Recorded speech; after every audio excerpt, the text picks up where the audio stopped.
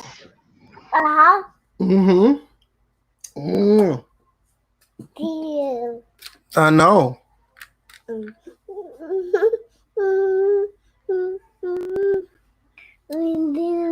What you see? What you see? Oh, you see this? Oh, you want this?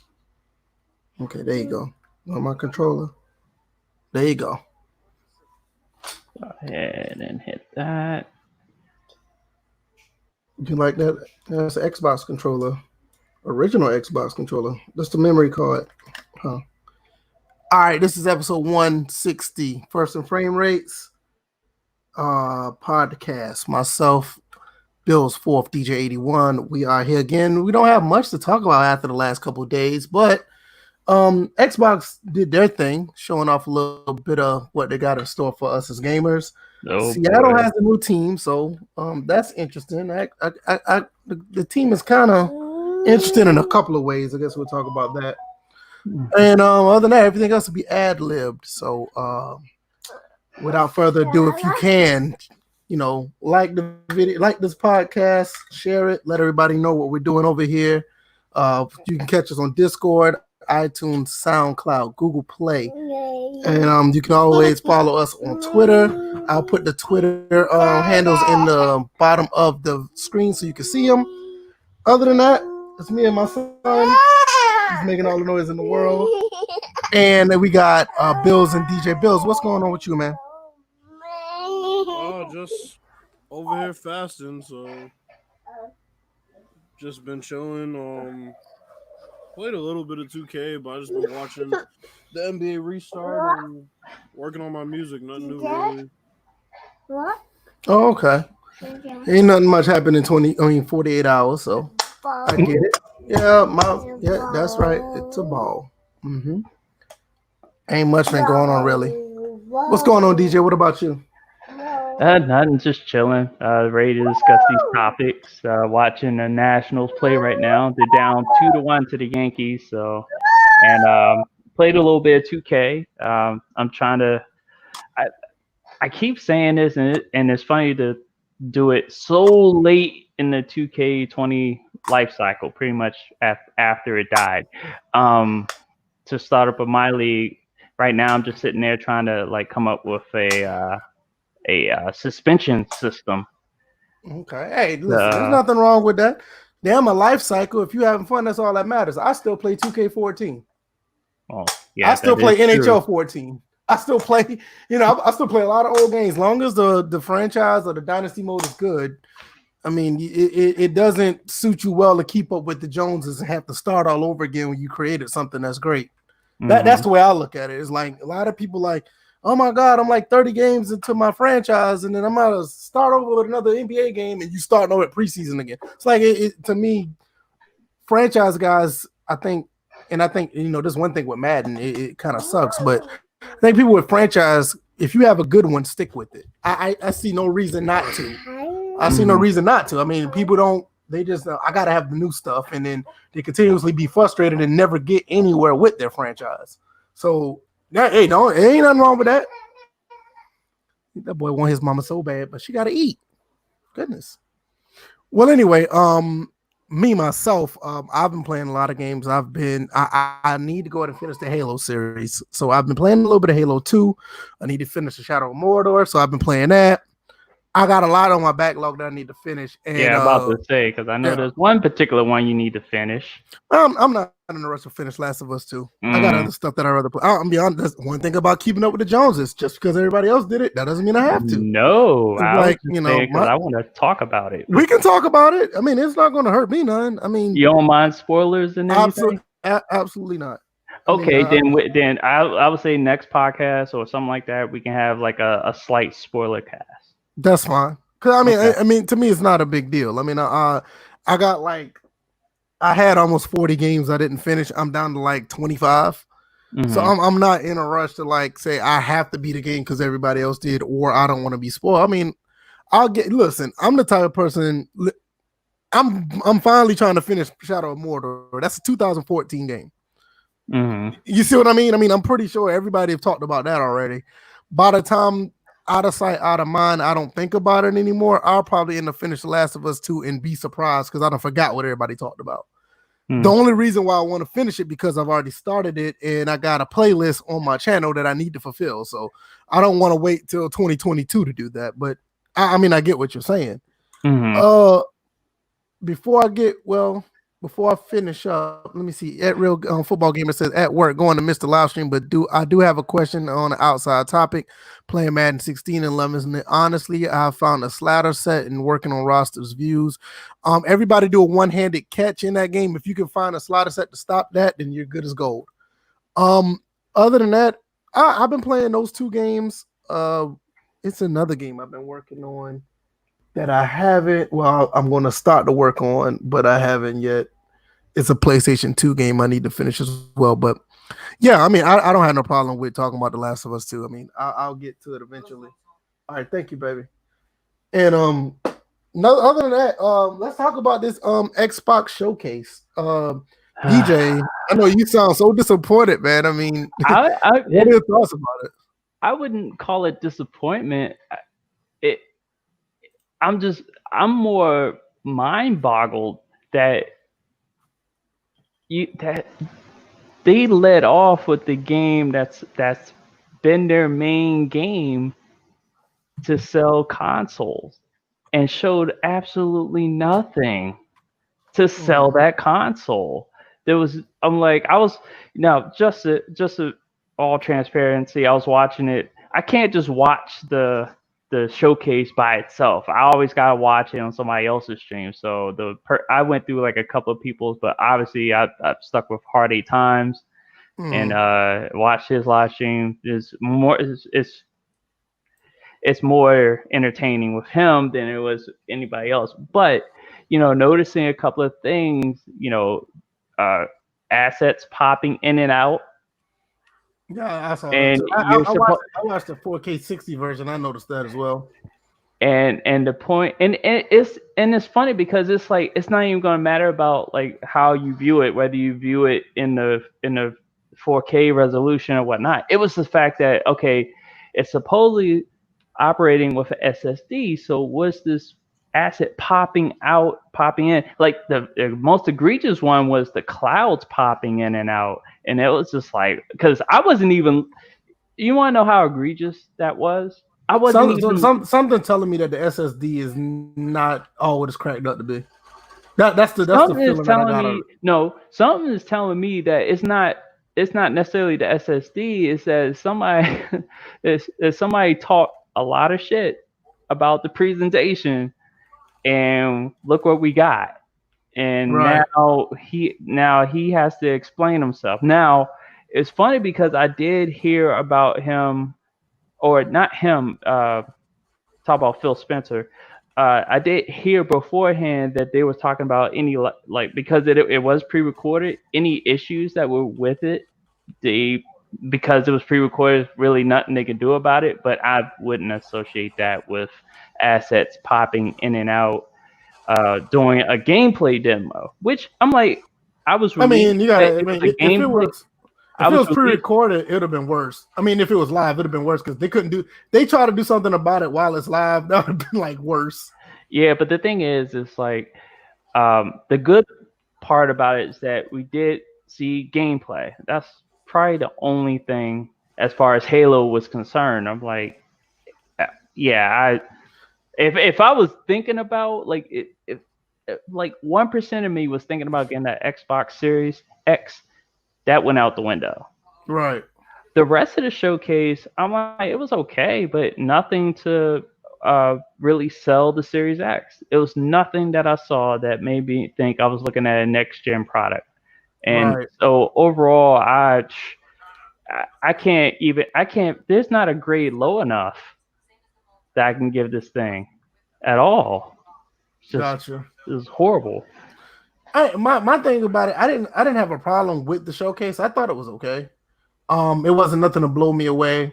I kind of got the sense of with this whole thing with these next gen consoles, we're getting basically something mediocre at best, and nothing to really blow us away. Like the only thing that really blew me away these past 7, 8, 10 years was seeing NBA 2K14, watching Rise Son of Rome, and when I saw the Order 1886. All the other those games actually look like some next level stuff as far as visuals. Everything else, they look like these games basically look like a Xbox One game that was upscaled to 4K. That's what it looked like. All the games look like. They didn't look nothing mind blowing. It was running in 60 frames per second, which is fine. But you could have easily said, no, we were running this on a PC. Right, exactly. So as far as graphical fidelity, it just, I mean, I literally got the sense that it looked like these were Xbox games that was running in 4K. I didn't see nothing that said this is a Series X. But I mean, as far as the games go, I didn't have a problem with the games at all. The games look like they look pretty interesting. Yeah. A lot of people may not talk about this, but I did like the game Grounded. That with all the kids they're in the grass fighting big bugs or whatever. I thought that was actually pretty innovative. When you talk about games that are coming out being the same, that is something that's actually different. And there was that one game. What was it? Medium? Wasn't that the one with the Medium? With the dual worlds where it's pretty much you go in between, you go back and forth between. I don't know how it happens, how it plays out, but the fact that you have a synchronous duality between the two worlds as you go along. That's what I'm saying. When you're talking about new games or whatever that are innovative, those two games seem like those are the type of games you want to see that's innovative, different, new. And I applaud them for that. But I mean, to me, I just felt like I was watching an extension of the Xbox One. I didn't see nothing that was like out of the way, like brand new, something that's like, okay, I can see $600 here. You know what I mean? Yeah, because it was just like, I look at this game, it was like, this is a game I could play right now on the current gen. Right, that's what it looked like. Those games look like those type of games that I could play right now and I'll be okay. It doesn't look like nothing I need to spend $600 on. Right. But I mean, I thought the showcase was okay. A lot of people was like trying to compare it to PS5 and next generation, and to me, I didn't look at it like that because immediately when I saw the new Halo Infinite, I saw Halo 1 and I saw an extension of Halo 1. And come to find out, it's a reimagining of the old game. It's a reimagining of Halo 1, believe it or not. So, which the sad part is like, if that's the case, I wonder if story-wise that's the case, then that's a bit even bigger fuck up. Right. Yeah, but I mean that's what it is. I saw it. Somebody was putting it out there that it's just an extent. It's a spiritual reboot. That's what he called it. A spiritual reboot of the first game. Like they couldn't wrap up Cortana's issues. Right. So I heard people had see, this brought out some hostility, because even though I didn't play Halo 5, I watched the whole story. I know the whole Halo story, even some of the outside stuff that was in the cinemas and stuff like that. And I didn't have it. The Cortana heel turn was actually pretty interesting. I was just like, where'd this come from? And I wanted them to expound upon that. But I heard a lot of people had a problem with the Locke focus on the Spartan Locke. He's the second serious African American character in the Halo game. Gotcha. And people had a problem with the game shifting to him. Honestly, Halo 5 shifted back and forth between Locke and Master Chief. I'm like, it was centered on Locke, but still the overall story was about Master Chief. And I'm sitting there, I was like, okay, you have a problem with the game shifting to Locke, but had no problem with Halo Reach nor ODST. What gives? Right. So, Bills, you got any thoughts on the showcase? I didn't watch. I woke up, went back to sleep. Didn't really have to go back to sleep, but I'd do anything other than watch that conference. People are going overboard on both sides. I can already tell without watching. Just a bitch fest on both sides. As usual. No useful information came out of it. Nothing I care about. They didn't say the price. They didn't say the release date. I truly do not give a fuck. And all these people out here and their emotions on both sides is just funny to me. "Oh, I'm so disappointed. Oh, it was great. Oh, I can't believe that's what they did." It's just wash, rinse, repeat. It's a micro penis measuring contest between companies to see who's gonna release the date and the price first, and I'm just honestly over it. I don't have anything else to add. That's honestly it. Yeah. Honestly, I could see like if you were like, they gave people a reason. They gave people a reason. Like if you never been on Xbox, they gave people it seemed like they were going after that particular person who never had an Xbox before and want to try it out because it seemed like it didn't go for the hardcores or the people who actually are in the ecosystem. And if you're a type of person that never had one, I could see somebody purchasing a Series X off of what they did if you never had an Xbox in general. Now, with that being said, you're already 4 or 5 generations in. You may not need to be catering to that demographic because at this point, everybody know what an Xbox is. They already played it before, and they know what they're getting. So it's like I don't know who you're trying to appease to because if you played video games, you've at least owned at least one of these consoles before. I don't think they're trying to appeal to anybody. I think they're just doing the obligatory conference. They know they're gonna sell consoles. Sony knows they're gonna sell consoles. I just don't get why people make such a big deal about this. It's like just buy the console that you want and call it a day. Because at the end of the day, all these conferences do is get casuals hype, and all you have to do is wait a couple weeks after to see the gameplay from the games that piqued your interest. But other than that, there's no reason to, jump off a cliff about this one way or the other with these conferences. But Yeah, people do it I saw a lot of people. habitually. Yeah, you're right. I saw a lot of people acting a fool on it, and I didn't watch it live because I was like, you know what? I didn't want to really say anything. I wanted to wait until it was done, and that's what I did. And I watched it the 4K 60 version, and I was just looking at it. And I was like, if I was a person that never really, was interested in Xbox, I could see somebody picking one up because I mean they did it overall. If you just look at games in general and what they're trying to put out there for this generation, it was okay. It wasn't nothing to say like obviously it wasn't nothing to say like, oh my god, this is the best thing ever.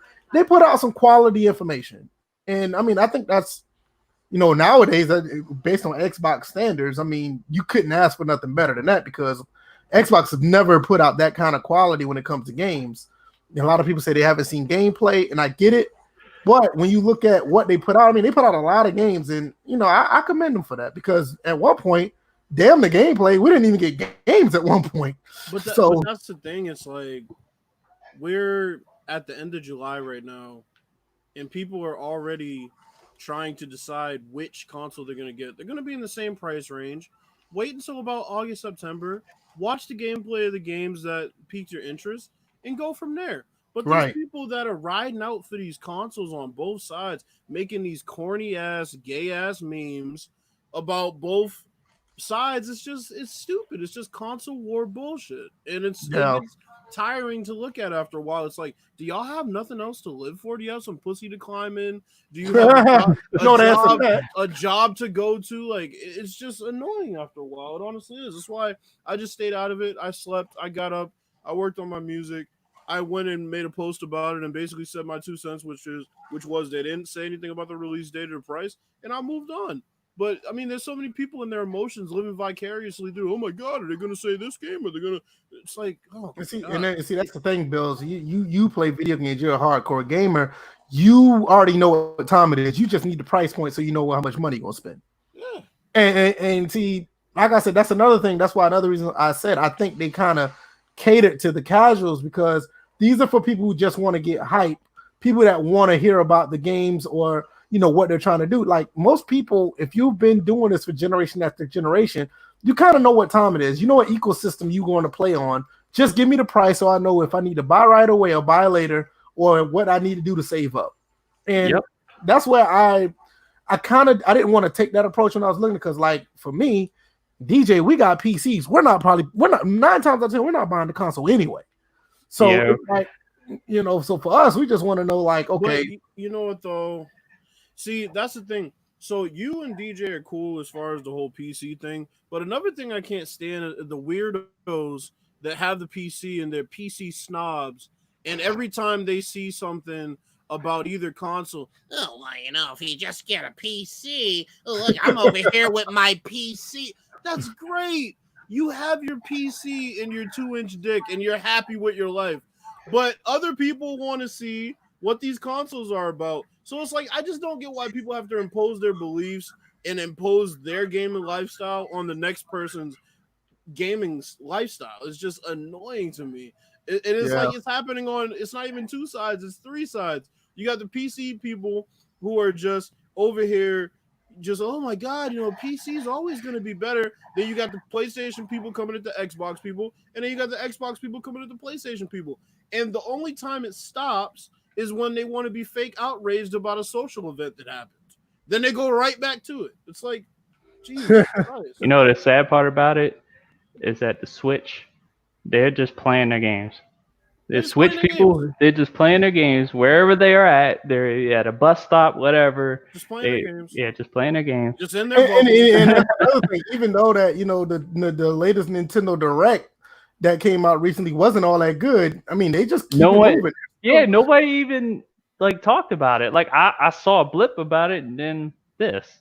Right, like people are like, okay, Nintendo wasn't hitting on nothing, but they're still going to continue to play. They're not going after like Sony or Microsoft. They're like, okay, we still got what we got over here. We're going to keep it moving. Well, and I think, oh, what you about to say? Well, I was going to say, and the other thing, I think Nintendo's in a good spot because they are kind of a niche crowd at this point. Yeah, they are. You know what the thing is, they put themselves there, and I wish they didn't because I do too, but I think they're kind of they're in a good spot, whether they intended to be or not, because they have their audience that they can cater to. They're not too worried about bringing in casual fans. When they have a multi-plat that they want to put onto their console, sometimes it's ass, sometimes it's not. But either way, their fans aren't really buying their console for that. And I think they're in a good spot as far as that's concerned. Right. Like, you're not buying a Wii U to play Call of Duty. You know what I'm saying? You're not buying a Wii U to play any of those big time, AAA titles. I literally have my Wii U to play Mario and the Mario stuff. Right. I literally have it for that. Now there's some third party games that are actually interesting, like Tekken Tag Tournament for Wii U. That's pretty cool because you get to dress up as Mario characters or whatever. Mm-hmm. But I mean, I mostly play Mario stuff to I want to play Mario Kart or I want to play something else. I would never, like you said, they have their own niche. They have their own, lane that they're in.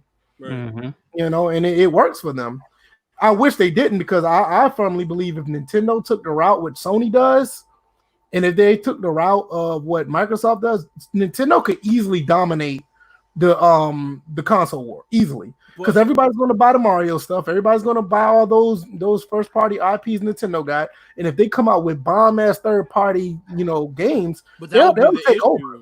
But that would be the issue. They'd have to change their entire mindset of how they build their consoles. Their consoles and first party titles just from who they're catering to. Because I'm not going to say they're kids games, but it's either hardcore Nintendo fans that play them or kids because that's who they cater to. And there's nothing wrong with that. But when you're coming out with heavy hitters like Last of Us 2 and Halo and things like that, I mean, it's hard to compete as far as the casual fan is concerned. I don't think Nintendo would be able to hold on to their hardcore base at the same time as catering to, or I should say, trying to bring in casuals. I think you have to choose one in this day and age. Right. I get what you're saying. Well, but I think at the end of the day, I think they did an okay job. I don't think it was nothing mind blowing and nothing out of the way. Clearly, they're not trying to. Clearly, something is up. It seems like they're trying to cater to people who just want to play video games. They're not even trying to look for a particular fan base. It looks like to the point. I mean, I'm surprised they didn't talk much about PC. They did try to push the Series X to an extent, but they can't ignore what they've done. They're still trying to push people onto Xbox and PC at the same time. But I think it was okay. I don't see where they did not try to sell the series, and I don't see where they did try to sell it. I think they just went straight down the line and be real basic with their stuff, and I thought it was okay.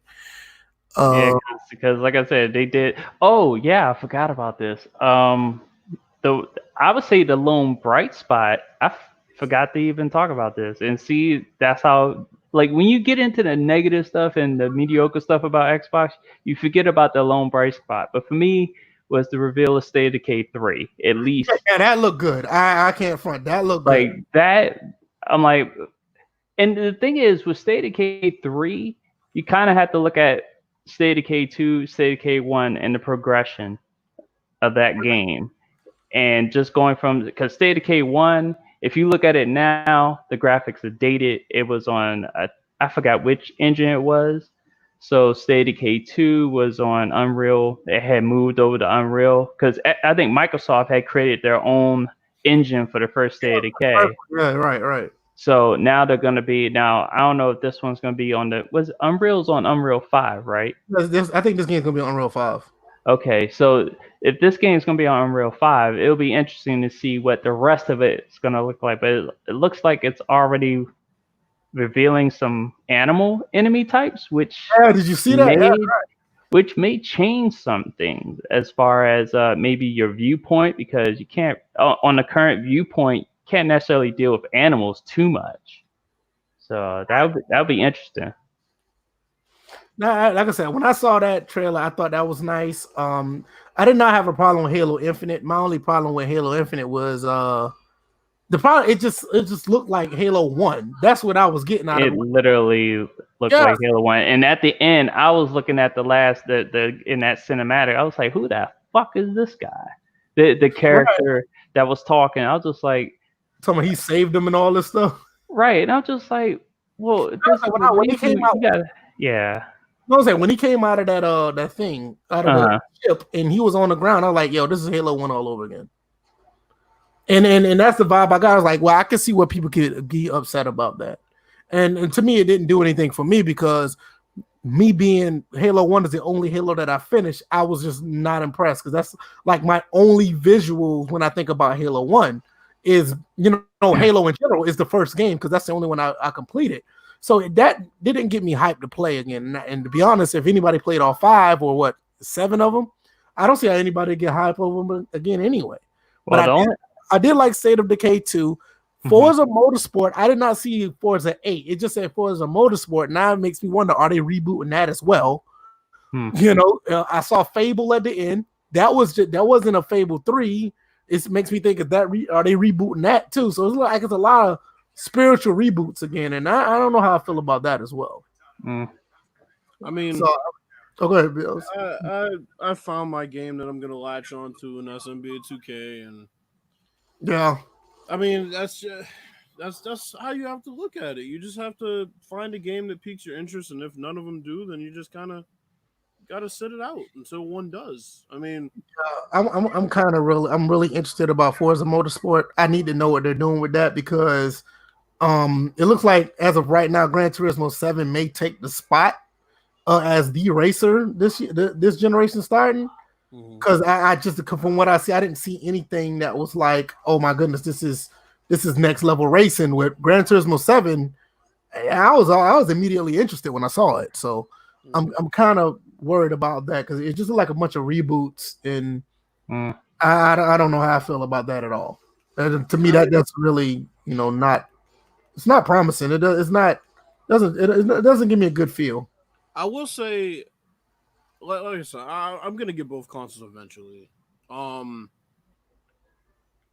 Especially since I'll probably get the Xbox Day 1, but the PS5 has GTA being officially remastered, not the way they put out that shitty one the first time. Right.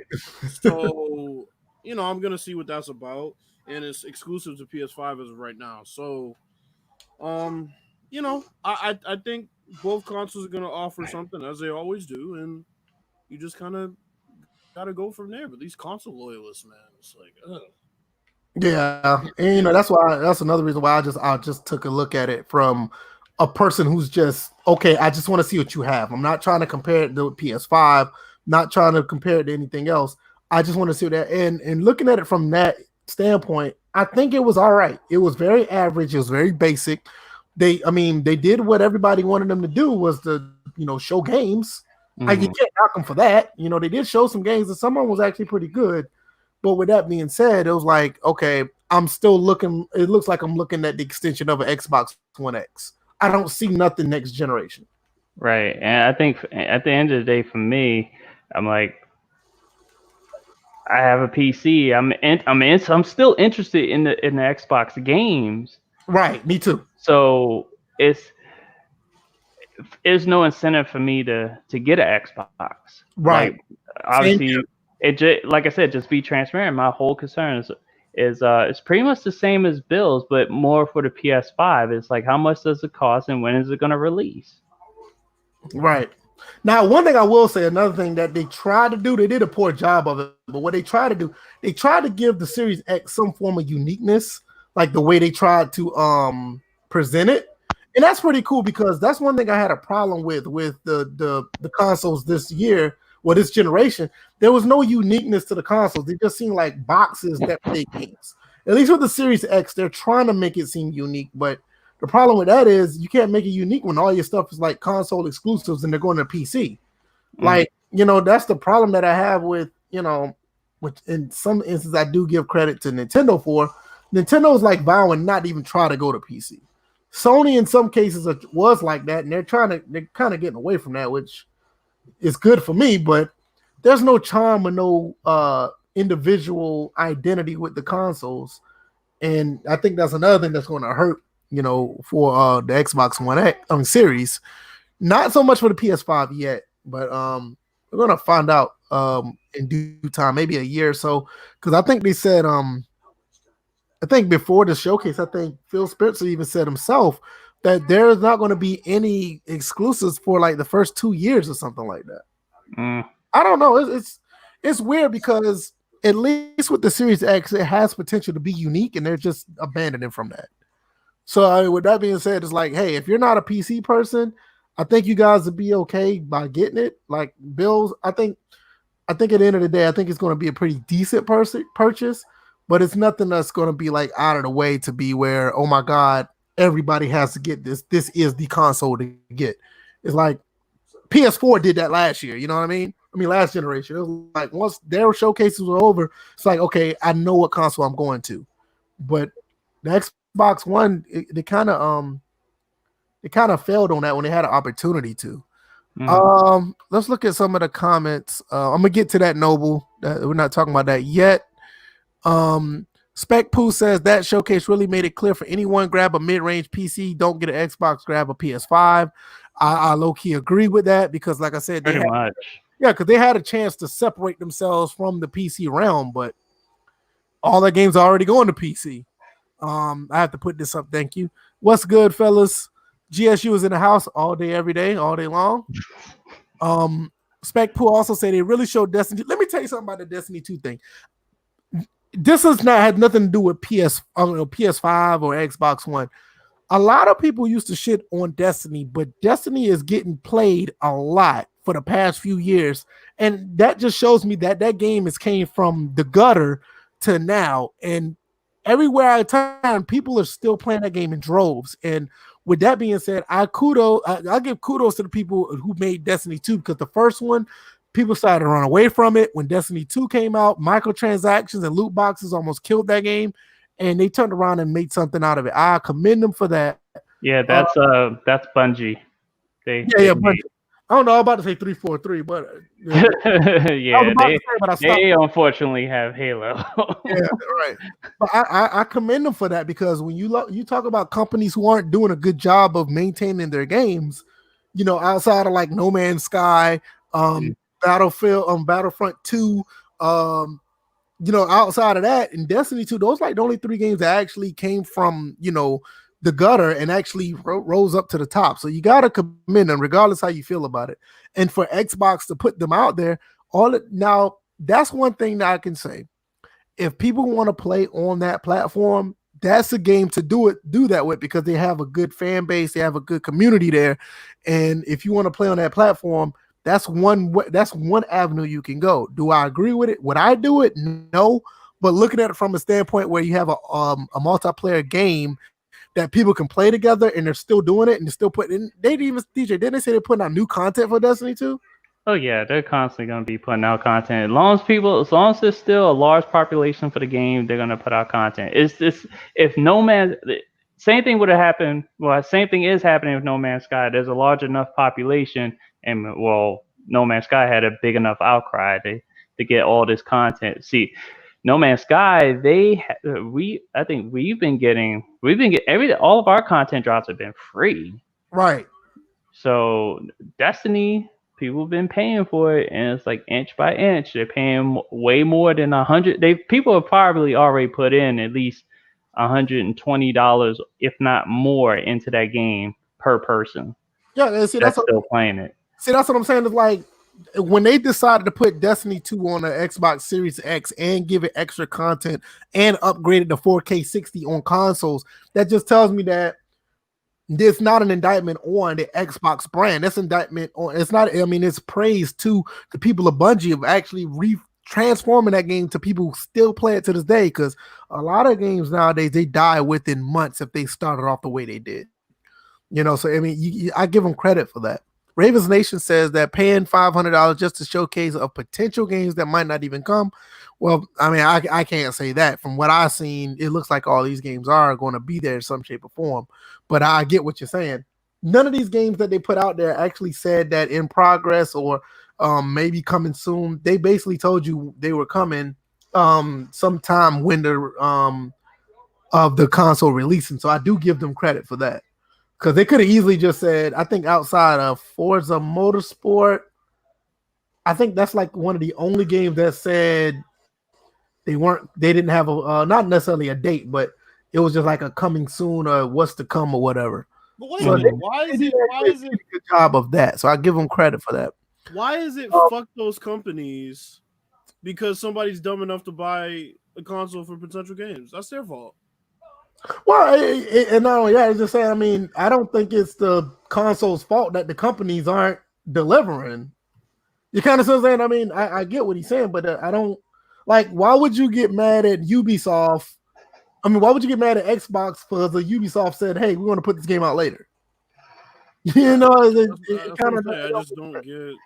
Yeah, it doesn't make sense. Like all the first party stuff, they told you that they're trying to put that stuff out when the Series X come out, and they said that all these games are going to be available on Game Pass, which is, you know that's a deal in itself. Because that's, I mean, say what you want about, Xbox, the Game Pass business model is easily one of the best business models that's ever been done in gaming, hands down. Yeah, that's one thing about Microsoft. As far as services, they do very well in that category. They do very well in services. You look at Sony, it's like a desert. It's like they're still trying and whatnot. They're still trying to make good with the customers with the PlayStation Now. Oh god, we barely could change our own usernames for a while. I'm like, what the fuck is this? Right. and it's still not even at 100%. So yeah. Well, right. I mean, at least we can stream. Oh. You stupid, man. But no, I mean, I think at the end of the day, I think it was all right. Very basic, nothing spectacular, nothing screamed next gen to me. Like I said, everything looked like a Xbox One X upgrade type game. So we'll see. They said they got more stuff to come in the coming months because they said they only showed 10 of their 22 first party studios, which that's another thing with Xbox. They got a lot of first party studios now because, with Xbox, the Xbox One, they had 3 Halo, Gears, and Forza. So they got some stuff at the end of the day. I think it's going to be all right. So we'll see. Yeah, we'll see. Anything else you got, Bills? Because I know you just ready just to get the damn console now. I mean, look,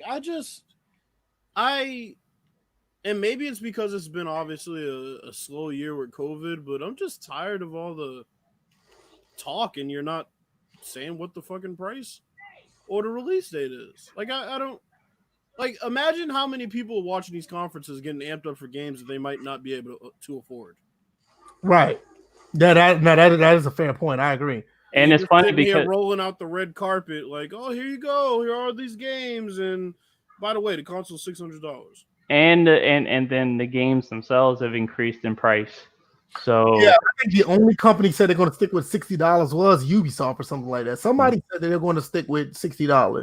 I can't remember what company it was, but they didn't say it's going to be throughout the entire generation. But at least for this year, they said it's going to be $60.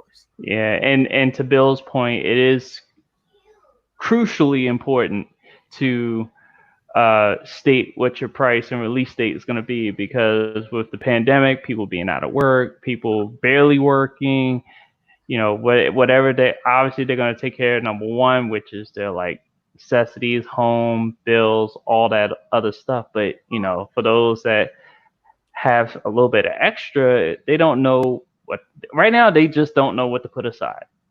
Right, and I think that's So, important. People need to know that. It's Now, like saying, "Oh my God, we got this great set of Jordans we're gonna release this year," and they show all of them, and you're like, "Damn, those are nice." And then you're like, "Okay, well, how much are they gonna be?" then you Don't found worry out about that. yeah. don't Yeah, worry, we're don't gonna worry make about some that. changes to it, and we're gonna just showcase them in about 4 weeks. So come back in about 4 weeks. We'll have something for you. And Right, then it's like by holiday time, you find out the damn good. The shoes are like $400. Like, hold on, I can't even. You got me hyping. I can't even afford these shits. And then the thing is, right? It's even worse. Like, imagine if, based on this example, they kept coming back and doing conferences about it, and they're still not saying what the price is. Like, Xbox has had what, 2? Sony's gonna have another one, right?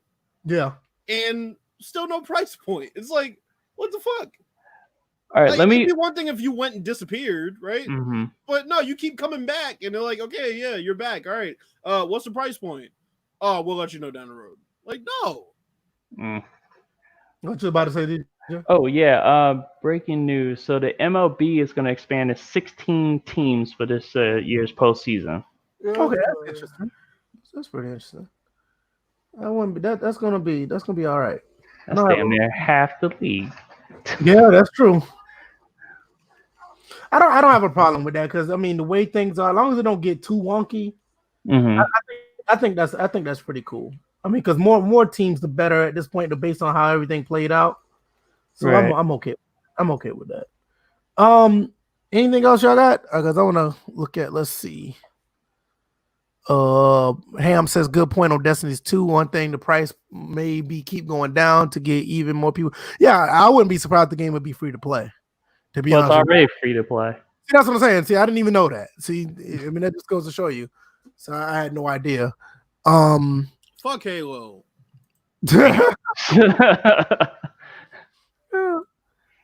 Yeah, I'm like right now. Speaking of that, I'm playing Halo 2 right now. So I have a lot on my backlog. I need to complete. So that's Noble where I'm asked at. about this Mike Tyson and Roy. Yeah, I said I was gonna get to that. So Yeah. since we don't have many topics, let's get on that. He said, "What are your thoughts about Tyson fighting Roy Jones? Bill's you the boxing guy better than I am, so let me know what you think." I don't have many thoughts at all because the fight shouldn't be 8 rounds. Anybody who watched Mike Tyson in his prime knew he wasn't effective after 5 rounds. They're gonna go 8 rounds. He's 50-something years old. Right. Now it's an good. I was about to say that's telling me that they're just going to do a lot of like posing. I mean, If it's that's an the case, exhibition fight. They're gonna try to win, but see, at but the the same thing is, time, it is an exhibition. Nobody wants to get hurt, especially if Well- they're advanced age. well, And- no. So here's the thing. But Mike Tyson literally will just flip. No, but Because seeing him seeing him do a little bit of the spots for the AEW, I was wondering. I thought he was gonna flip at any moment. So this is the thing. Here's the unfortunate part. It's not actually an exhibition. Now, here's why they're calling it an exhibition. If you have a fight that is the main event of a card Hmm. and it's less than 10 rounds, it has to be called an exhibition. By by rule, by past precedent. It's not really a letter of the law. That's pretty much how it has to be because championship fights usually headline the cards, and those are 10 or 12 rounds, most times 12 rounds, 9 out of 10 times. So the reason they're calling it an exhibition is just semantics. It's going to be an actual fight.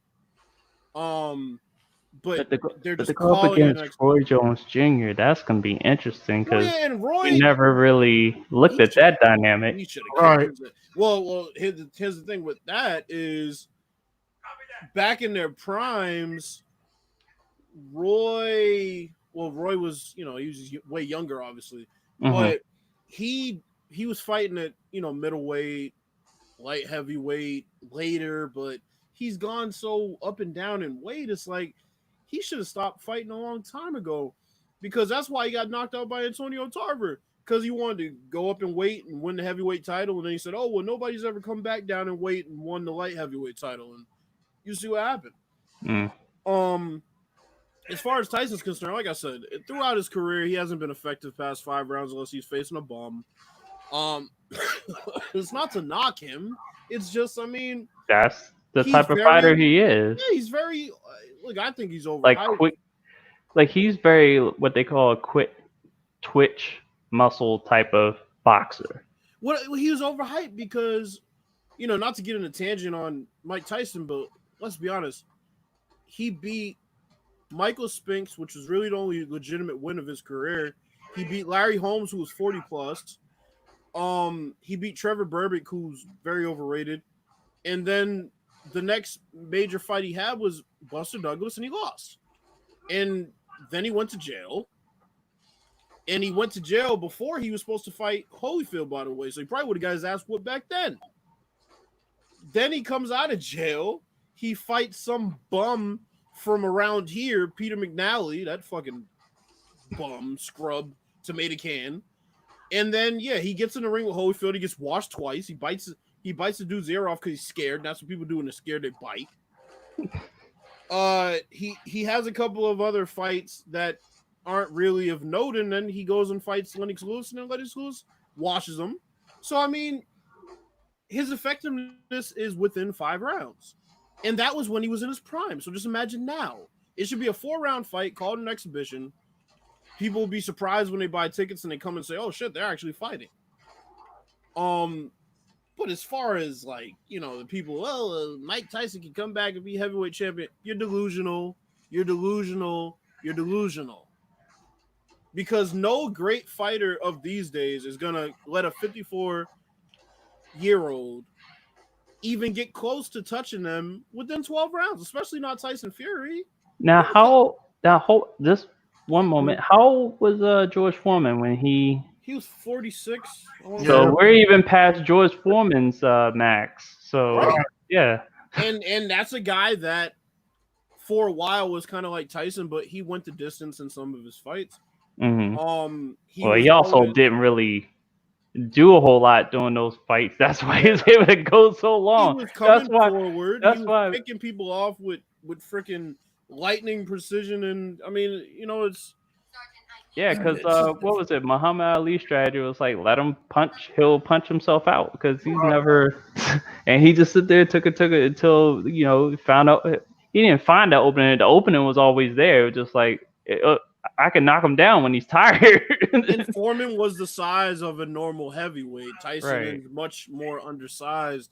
Mm-hmm. Like I said, I boxed when I was. The way it looked like it's just gonna be an entertainment type game. Type match. I boxed when I was younger. I'm not gonna hop in a ring now, and I'm 27. And that's even on a low level when I know I could probably kick some of these young bums' asses. But I mean, shit, anybody gets a professional license these days. And the body's not the same, man. It's just like everybody's saying T.O. could play. So, yeah, he could probably give you a playoff run still. He could probably give you a playoff run, maybe 3 games, not an entire season, not even half of one. It's the same with Tyson. 4 rounds, get him out of there, and move on to the next quote unquote exhibition you're gonna do. But these people who are acting like this is gonna be, Goldberg in the fucking WWE, they're playing themselves. I'm like, I kind of look at people like talking about what football is concerned. The time I was playing semi-pro, there were people in their 40s playing semi-pro, and it wasn't pretty. Yeah, And you had there was some I know what you mean. there were a couple that were like because they played on the line or whatever, it was easy for them to like do what they do. But you had one guy who was like approaching 40, so he was kind of entering that Jerry Rice range as far as like playing wide receiver. And I was like, he's still fast, but at this point, it's like, yeah, it's time to wrap it up. Because that's the thing about youth. The thing about youth is how easily you can do them things. It's not that you can't still do certain things. It's with ease, making it second nature, and how much you suffer pain-wise after you do them. Yeah, that's the other thing that no one even talks about. Even Tyson even brought it up. He was years ago. He was just like, I couldn't do it anymore because it hurt. Bro, I mean, your body just started to break down on you as well. For anybody, but he would actually, he couldn't like break through the psychology of of not feeling the pain. It just like all of a sudden it was like, yeah, damn, that hurt. That's what that's what's been done to me all this time. Damn. For anybody who hasn't been in the ring or been to a boxing match, basically every time you take a body shot, especially the heavyweights, it sounds like a bat hitting a sack of rice just over and over again, repeatedly. Right. That shit hurts whether you roll with the punches or not. So, Roy Jones he's one fight from being punch drunk. Tyson's not, because he didn't take as much punishment in his career. A lot of those fights were stopped. So, I think he has the advantage, honestly, but 8 rounds is too much, man. It would even be exciting if you said 4 rounds, because then they're going to try to get each other out of there. 8 rounds, there's going to be a lot of hugging and fuck, man. Yeah, the thing about Tyson was Tyson just had power. He didn't have the endurance. He had power. Well, and then his other thing is it's not even so much that he didn't have the endurance. It's mentally he beat people before the fight started, and if you made it through those first 4 rounds, like Buster Douglas did. I mean, shit, he even got knocked down. Then he got up. And Tyson's like, oh, shit, I don't knock people down. They get up right away. Yeah, not only that, you don't know what that does to a fighter mentally. Yeah. You don't know what kind of psyche Tyson had when he realized Buster got up. Right. So, I mean, his brains was goo to begin with, because his trainer that brought him into it was, he died. Tyson had a bunch of people around him smoking and drinking and all that stupid shit. Yeah, that too. But I'm just saying, when you don't have a game plan for that, when somebody gets up after you to knock everybody out in the first few rounds, then you think the match is over. But yeah, you're Mike Tyson. Okay, yeah, now this motherfucker got up. You have no game plan for that. Now you don't know what to do. You know what I mean? So that's another thing. Tyson's legendary for what he's done, but we also have to realize, like, okay, look at everything else that he was not able to do. Yeah. So from that perspective, it's going to be a spectacle, but it's not going to be like I said, once you get past the 4th round, if it makes it past the 4th round, which I think it will, because quite frankly, they don't have the accuracy of guys who have been boxing consistently every day. So landing a punch on a guy, especially a guy that's an all-time great, is hard, regardless of what age he is. So it could go 8 rounds, and I guarantee you past the 2nd round is going to be a lot of hugging and a lot of clinching and a lot of bullshit, because that's what it's going to be. And that's what happens when you make a fight 8 rounds with some guys that, Roy Jones could probably last 8 rounds, but guys that weren't really great outside of 5 rounds. That's what happens. It's almost like saying, okay, Michael Jordan and Magic Johnson play a one-on-one game to 32. No. They may play. Bro, they may play to 10. I don't see them playing to 32. Bro, look, give me Michael Jordan versus I'm trying to think. The thing is, I think Jordan will last longer, but I can imagine Magic could probably be dying out there. Bro, give me Michael Jordan versus Magic to 3, and you might get a purchase out of me. 32? Are you fucking serious? That's gonna be some of the slowest posting up you've ever seen in No your life. kidding. So that's I think Jordan's good at 10. I don't know if Jordan can even play till 10 now on them cigars he smokes on a daily basis. Mm. I'm gonna be. I'll give Jordan 10. But Magic, no.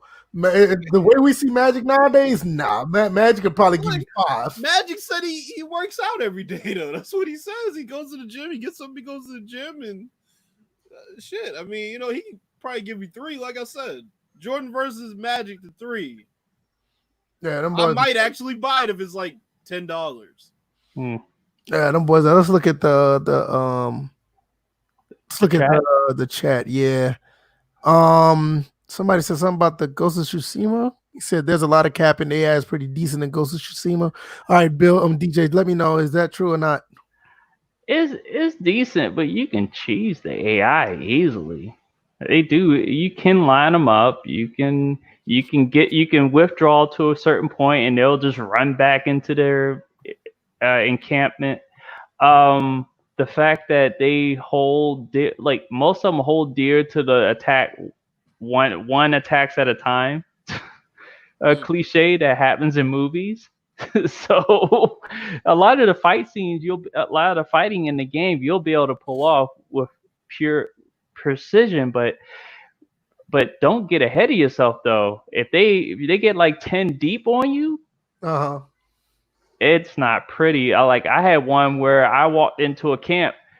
I completed the standoff. The standoffs are pretty good. You know what? If you time it, they can fake you out or whatever. It's like quick draw McGraw type of situation.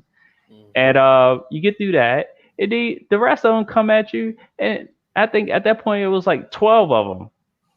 So and they were all mixed. It was like you had archers up high, so I couldn't really get to them. Had a couple of brutes. And I had a spearman and regular swordsmen, and they had the nerve to have swordsmen with shields.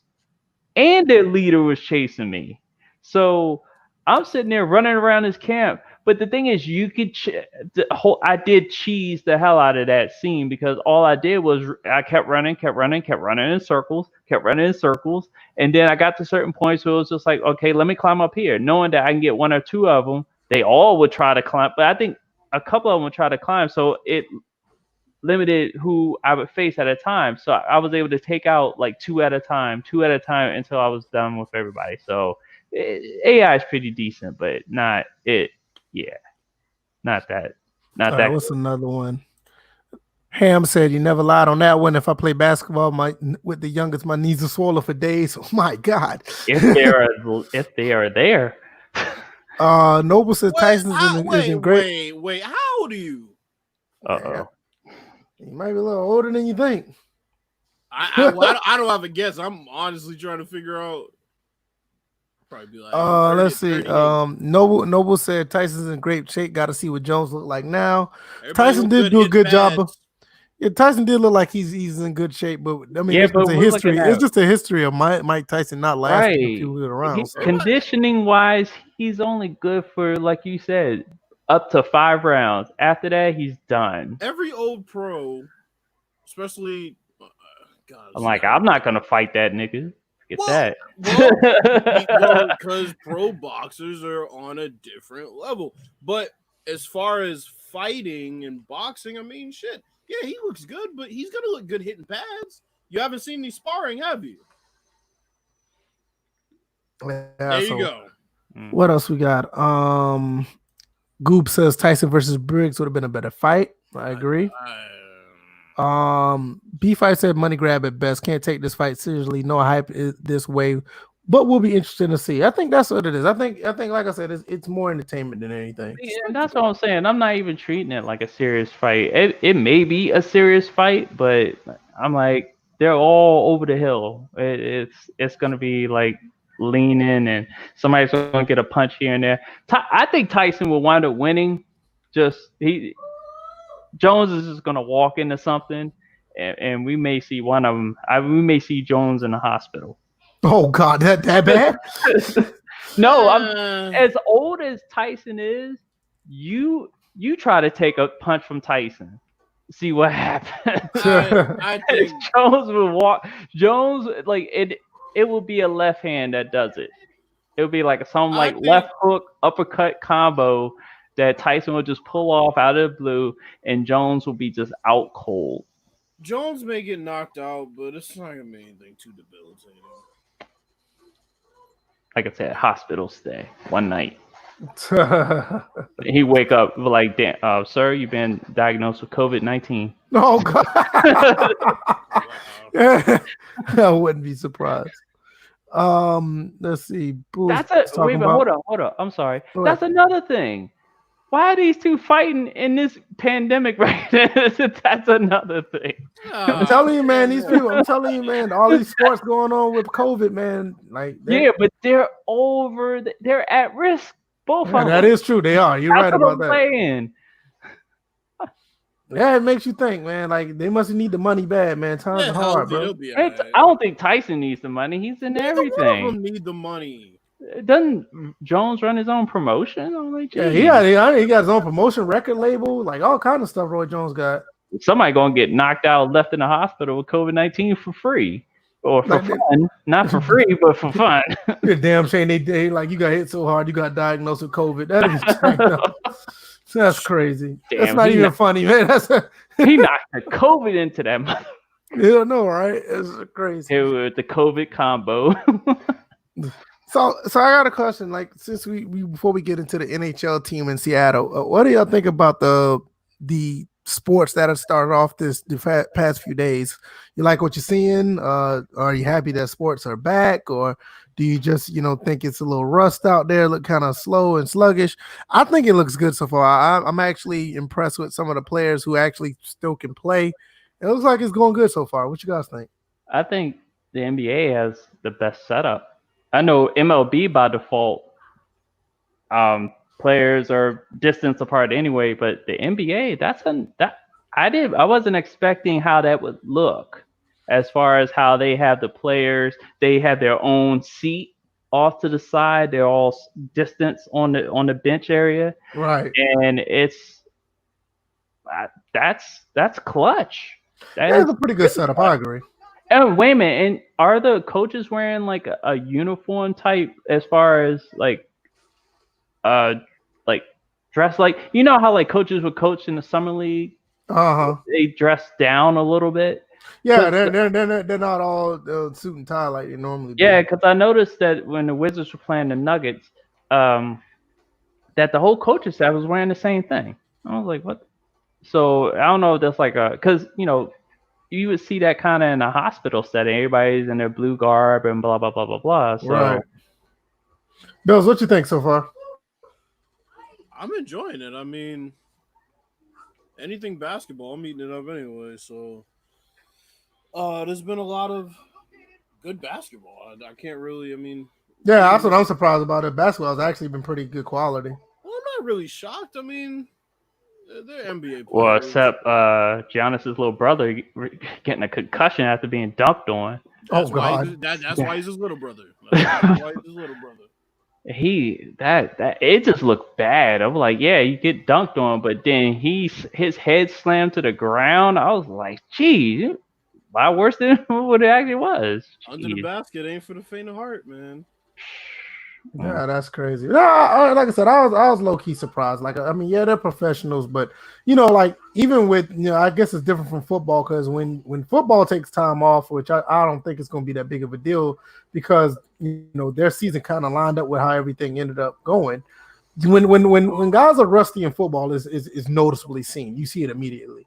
I guess basketball is a little bit different because it's more of an individual skill instead of being more coordinated in football. So.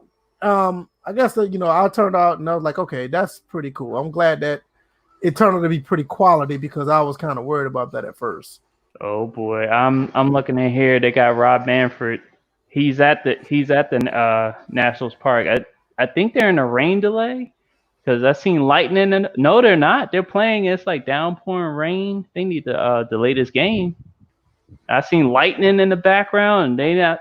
Yeah. There you go. Thank you. The ump just told them to get off the field. Get off the there we field. go. Yeah, but that it was just funny because they were interviewing Manfred, the bitch commissioner, and lightning struck in the right behind him. Like not right behind him, but in the background you can see lightning strike. God was not happy with that man at all. So is anybody else? Let's see. Noble always, he got his take on things. He thinking shit is whack, so he doesn't like the sports. What's going on now? Well, shoot, they're gonna call this game because what did he say that about though? Because that might have been about I'm guessing he said it about the sports, how they came back, but I could be wrong. Oh well, he's a Chicago Bears fan, so nobody cares. Well, that and the fact that he's named after a team that was wiped out in Halo Reach, so. No, I think it's a good start.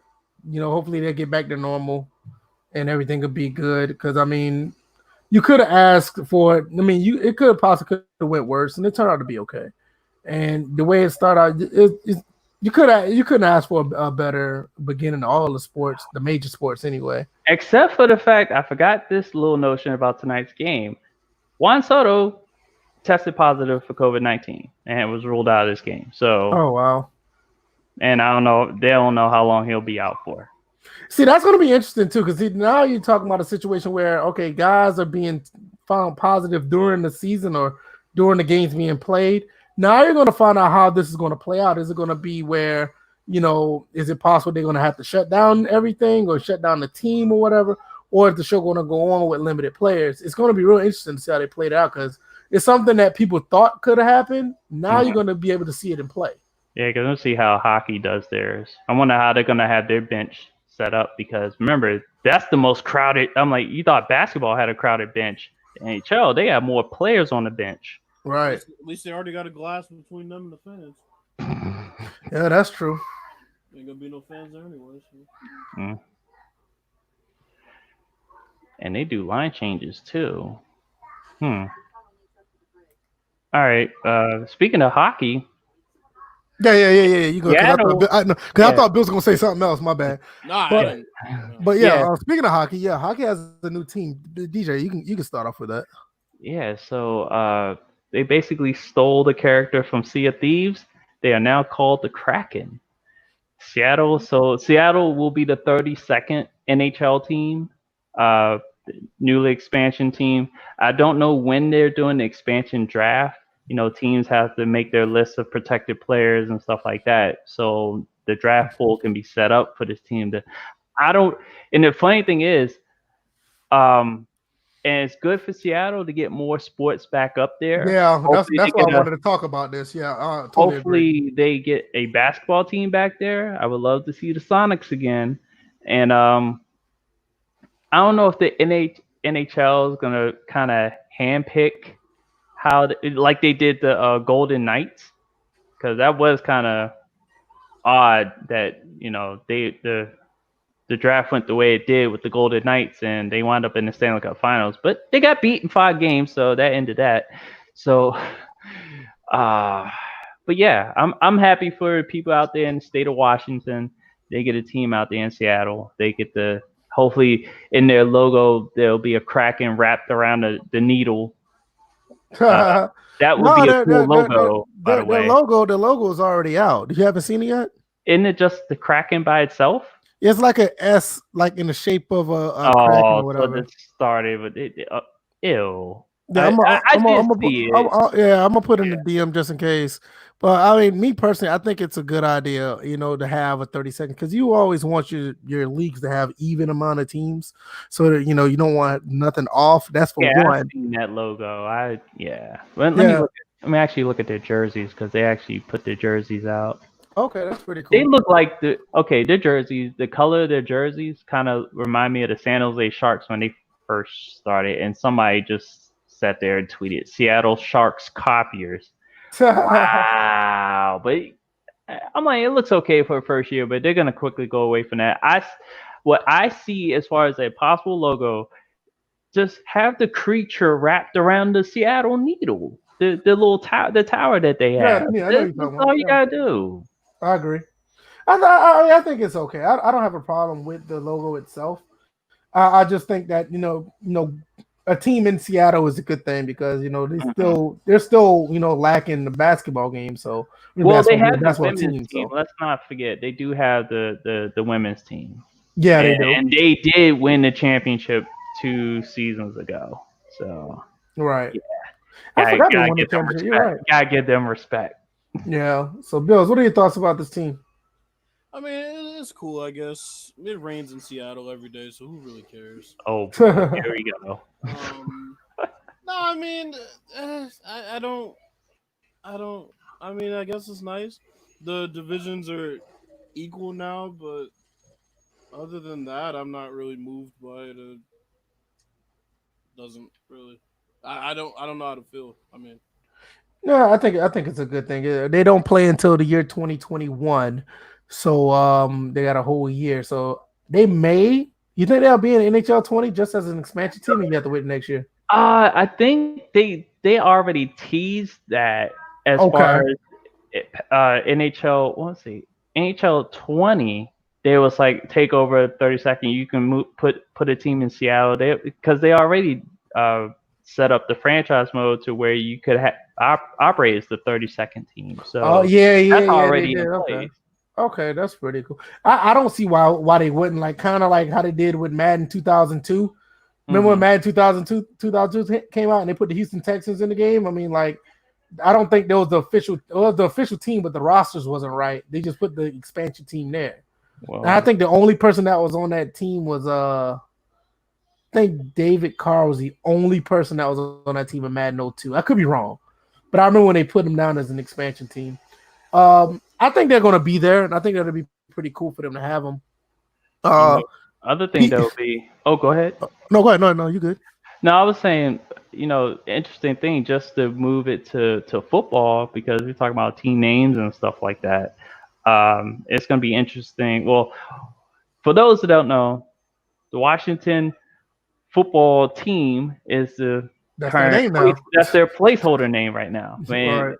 keyword placeholder. See, a lot of people don't understand, and Bill saw this online. This the shenanigans. You want to talk about shenanigans over Xbox and PS5? Shenanigans over even crucifying anybody in the I'm organization. gonna have to That's educate some people about the whole as far situation. as them as far as them just saying we're the Washington football club or team. I was about to say club. It would have been sounded better of a club, but anyway, regardless. Um, I'm fine with that because it is a placeholder. They let the process of getting and Bills will explain this one, so I'm not going to undercut you too much. Okay. But I'm not gonna because you got the fine details as far as the everything that goes into it. You have been schooled on this like Well, exclusively. I have my own experience. That's what I'm saying. Like That's that you're personally, yeah. schooled because it's right in your face. Right. But it's just like I look at a precedent being in the CFL with the Baltimore Stallions.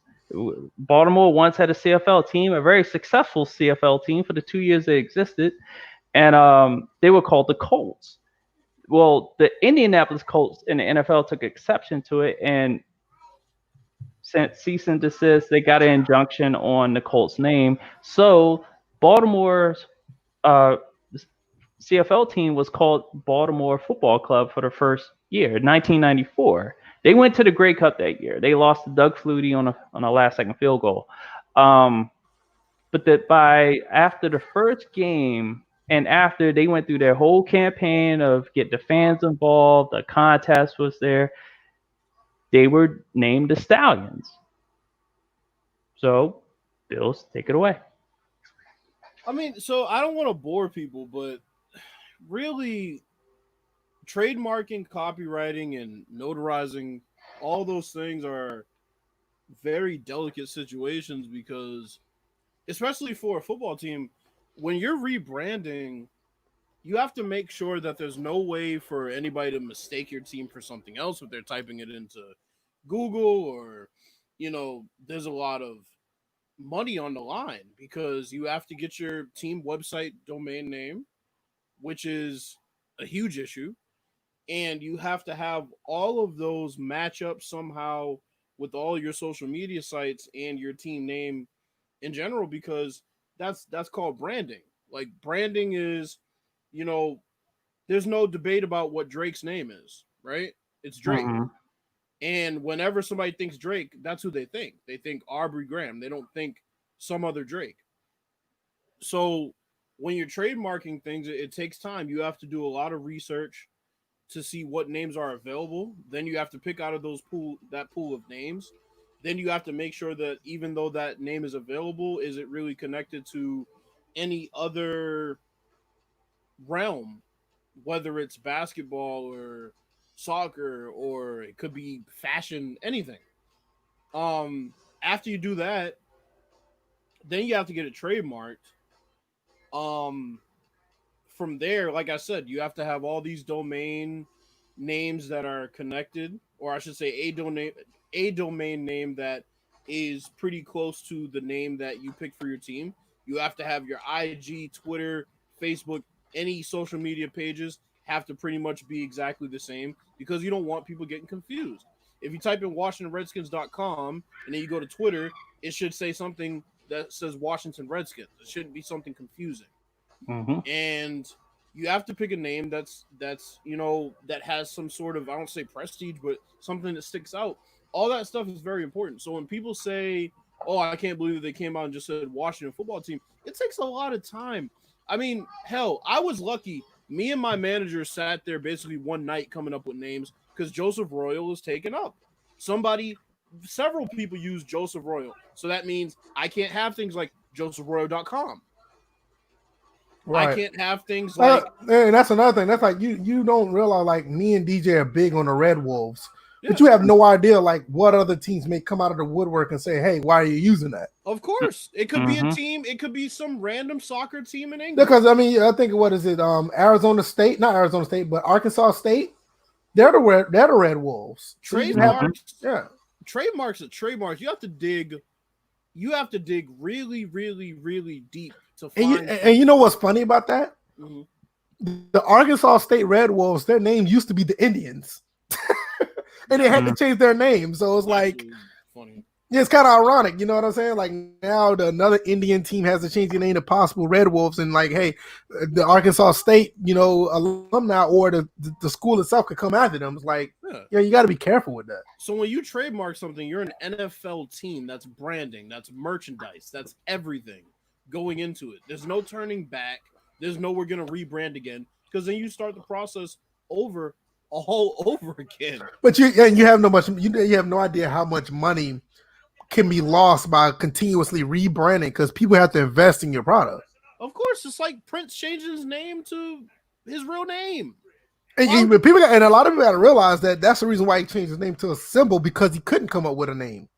Mm-hmm. Yeah, so that's what I'm saying. Trademarking and copyright is very, very important. There are a lot of loopholes that any little ragtag ass team can take you to court because they know you're an NFL team and you're fucked.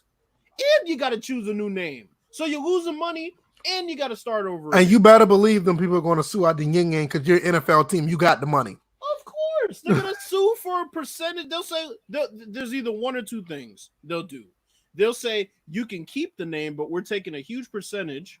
Or no, you got to get rid of the name and we're suing you because you took the name. So there's two ways they can do it. And nobody's trying to pay somebody for a lifetime over a name. It's like me. I can't go and sample somebody's music without crediting them, or even if it's fucking 5 seconds. If I even then you have to pay them just to use it. You don't want to use it and then have to get sued over it, and then you have to pay them out the yin possibly for a lifetime. So that's what I'm saying. Like I have a decent amount of knowledge about copyright and trademarking. It's very important. There are a lot of loopholes that can catch you, and they're just trying to do the best that they can. To do their due diligence and make sure they have a name that is only identifiable with them and that the branding is going to be great and the name identity is going to be great, and that they don't have any type of legal situations. I mean, look, there's going to be some people. I mean, there's going to be a team or an organization, regardless, is going to sue them sometime down the road. But you want it to be something where they have no precedent. They have no right to. They can try, but they're not going to get anything. That's where you want to be, because you're not going to get it 100% of the time. Like, oh, we're going to name ourselves the Washington Red Wolves, and for the rest of the time, nobody's going to try to sue us. No, they're going to sue you, but it's a matter of you having enough evidence of, your team takes precedent over their organization. That's a big one. Or you can just using the name in a different identity or a different unique way where they can't sue. Right. I mean, you saw the World Wrestling Federation get into that situation where they said, look, it's too expensive. It's not worth it for us to go through all this litigation.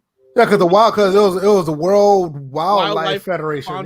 Yeah, they the ones that came after them about it. And it's funny because it's like the WWF been around for so long, and these people just decided to come after them, and it got to the point where maybe we've been around longer than them, but we're going to save money by just changing the name.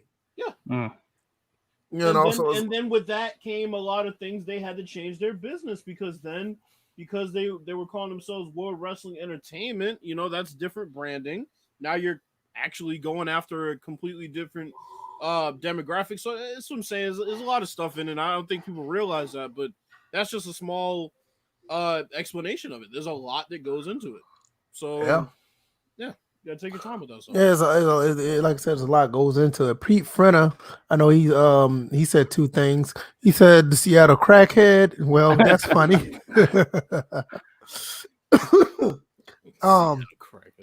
Pete Frenner also says can't pull a Ton Artest rename like 8 times, but he meant to say Ron Artest. I just spelled both of his names wrong, not just one.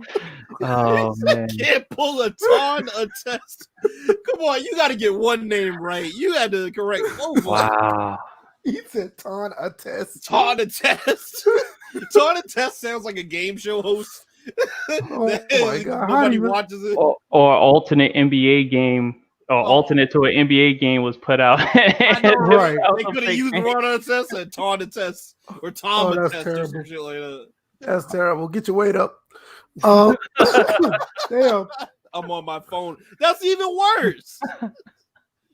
They didn't autocorrect that to Ton Artest. We'll give you the benefit of the doubt in some cases, but yeah, just don't press send, bro. Like, we're like, it's pretty much, that's kind of crazy. Outside of that, so when we're talking about like names in general, or like you said, just a second. Oh, go ahead, you good. So what about the logos, DJ? Are they changing the logo of the Wild? Are they just gonna have a W on the side of their helmet? No, they're going Alabama Crimson Tide with this. They're going with a bare burgundy helmet with the number in gold on the side. Okay, so that's interesting. They're keeping our overall team color burgundy and gold, which everyone figured was going to happen. They're not going to change the team color. They're not all of a sudden going to be like red, white, and blue and blah blah blah. Yeah, I'm with you on that. I think they should at least keep the team colors. I'm with you on that. But for some reason, I do like that they actually posted a picture of their end zones, the way they're going to be painted. I say keep it. Even if we get our name, I say keep it the way that the way they're painted, because the way they're going to be painted, each end zone will be painted in a gold color or yellow gold, and it'll say Washington, but I think it will also say established in 1932 underneath the main font. So to have that on both sides, I think is pretty cool. It'll just say Washington on that. I was like, our end zone needed a change for quite some time. We could have had Washington just posted in there a long time ago. Not really because of we just need, like, the team really just needed, if there was any excuse to get new uniforms and design and stuff like that, now's the time. I'm like, for some reason, our team was like, it has been dragging as far as our design choices, just getting a fresh look. And this will give us an opportunity to have a fresh look. Right. I wonder how quickly Madden's going to get that patched in, though. Yeah. Good luck with that. They'll patch that in quick because that's like an aesthetic thing, Yeah, that's like a create a team option. Right. Yeah, I mean, I wouldn't be surprised it'd be already in by Madden 21. It probably won't even be patched in. I don't think it'll be patched in. I think they'll already have it in. Yeah. They'll find some way to fuck it up though. Watch. Why you say that? I have a feeling. Exactly. I just feel like that something is so simple they'll just like get something wrong. No, my thing is like I don't even know if Madden still does this, but what about like historic teams or whatever? Like, what would they do with Redskins historic teams? That's gonna be interesting to see. See, the thing is, it's not the logo that was offensive. Some people like to go after the logo because the logo was actually made after Native American. Yeah, I mean, Native American, and he actually drew it. Yeah, it was a Native American that drew it up. So the logo wasn't offensive. It was just the name. So they'll probably take the Redskins part out from it'll just be the NFL logo on some of the older jerseys. They'll probably keep the R in a lot of it. I'm like, it was just the name. Anything that said Redskins on it, they'll probably just take out. That should be an easy delete. Yeah, but, are you playing NBA Jam? Yeah, I'm playing NBA Jam. I heard in the background. I'm like, that buzzer sounds. It's funny because it started off saying EA Sports. I was like, what? Yeah, I'm playing EA Sports version. I just heard the buzzer. I was like, gotta be NBA Jam. Yeah, but good. I would say one more thing about it is that for the next 50 days they're gonna take the time to cleanse any digital, any physical items of the team name and logo. So So look for we're gonna see still lingering like the Redskins.com still says Redskins.com. You're gonna see lingering, and people who ordered jerseys are getting jerseys that still say that Redskins. I don't know about the ones that are in process. All that. So I was just curious because I like the old Maddens. I mean, I don't even think they do this in the current Maddens. Like they have like older teams, so I just wonder how they were gonna do that. Well, they had the older jerseys, the classic jerseys. Right. No, the jersey, I can see them changing that either. I'm just talking about like the teams in general. Like, how would you do like the 91 Redskins without their identity? It'd be kind of weird. You do the 91 Washington football team. Yeah, that's what I'm saying. That'd be like super weird if they do that. Yeah, it just by name, like the audio and stuff like that, but you keep the jersey exactly the same. Well, minus the name. Matter of fact, back then they didn't have the name they didn't have Redskins on it. It was actually a clean jersey. Okay. So they wouldn't have to do anything. Okay, I was just curious. I got a topic here that's gonna be real quick, but I just gotta roast somebody. Oh boy. Colin Cowherd. What did he do now? What didn't he do? On his show today, maybe it was yesterday. I think it was today. He said Kawhi Leonard would be in his top 5 players of all time if he wins the title this year. Kawhi Leonard be in top 5 of all time? Yes. He's on crack. Okay, he has MJ, LeBron, Kareem, Magic, and Kawhi's 5th. If you don't get the fuck out of here. Okay. All right. Let me break down how fucking stupid this is. First things first, can you name anybody in your top 10 that does not have a MVP? At least one. Anybody? I mean, to me, it's Colin Cowherd. That's why I'm not even surprised. But see, the thing is, he's doing this shit that we talked about on the show that is ridiculous. The grandstanding and the fake controversial points. Yeah, exactly. Like, I mean, I can understand somebody saying that the things that he's done up until now is amazing, like taking that that Toronto team to a title, and but is it what he's done. really? I mean, to me, it is. I mean, I don't have a problem. I like. I mean, I thought it was amazing what he did. But I'm a as fan far as of him putting him Kawhi up there, Leonard. for him to put him up there and that high level of greats, I'm like, all right. I think he's wrong, but then again, it's Colin Cowherd. What else? He said everything. Damn near all the things he said was like stupid. So I'm a fan of Kawhi Leonard, but his career averages 18 points per game, 2.7 assists, and 6 rebounds. yeah, So, it's like it's Colin Cowherd. He's a dummy anyway. So yeah, to me, but it's almost like you realize that the dumbass person in the class say something dumb again. It's like, all right, here he goes again. yeah, but he's a dude. But what bothers me, he's a dude with a major platform saying this shit. I mean, he has basically the second most popular show on that channel besides Undisputed, where they also do the same shit. Right, and you know how I feel about that. That's why I was like, That's what I'm saying. It's just like people keep doing this dumb shit. They come on their show and they say some overly. This is one of the worst takes about anything I've ever heard. Yeah. I mean, he says stupid shit every week, but this is like astoundingly stupid. Yeah, I'm not surprised. I was like, all right, it's like he always. What's next, dumb shit, Pat? What's next? If Ezekiel Elliott wins another Russian title, he'll be the greatest running back of all time. I would not be surprised he says that within 2 years. And I'm not joking. That's just how he is. I'm like, all right, this guy's an idiot. It's like. I mean, I get what you're saying. I mean, I feel you, but it's like it's not the first time he's done dumb shit like this. So, but these are the people who vote on MVP, right? And he shouldn't.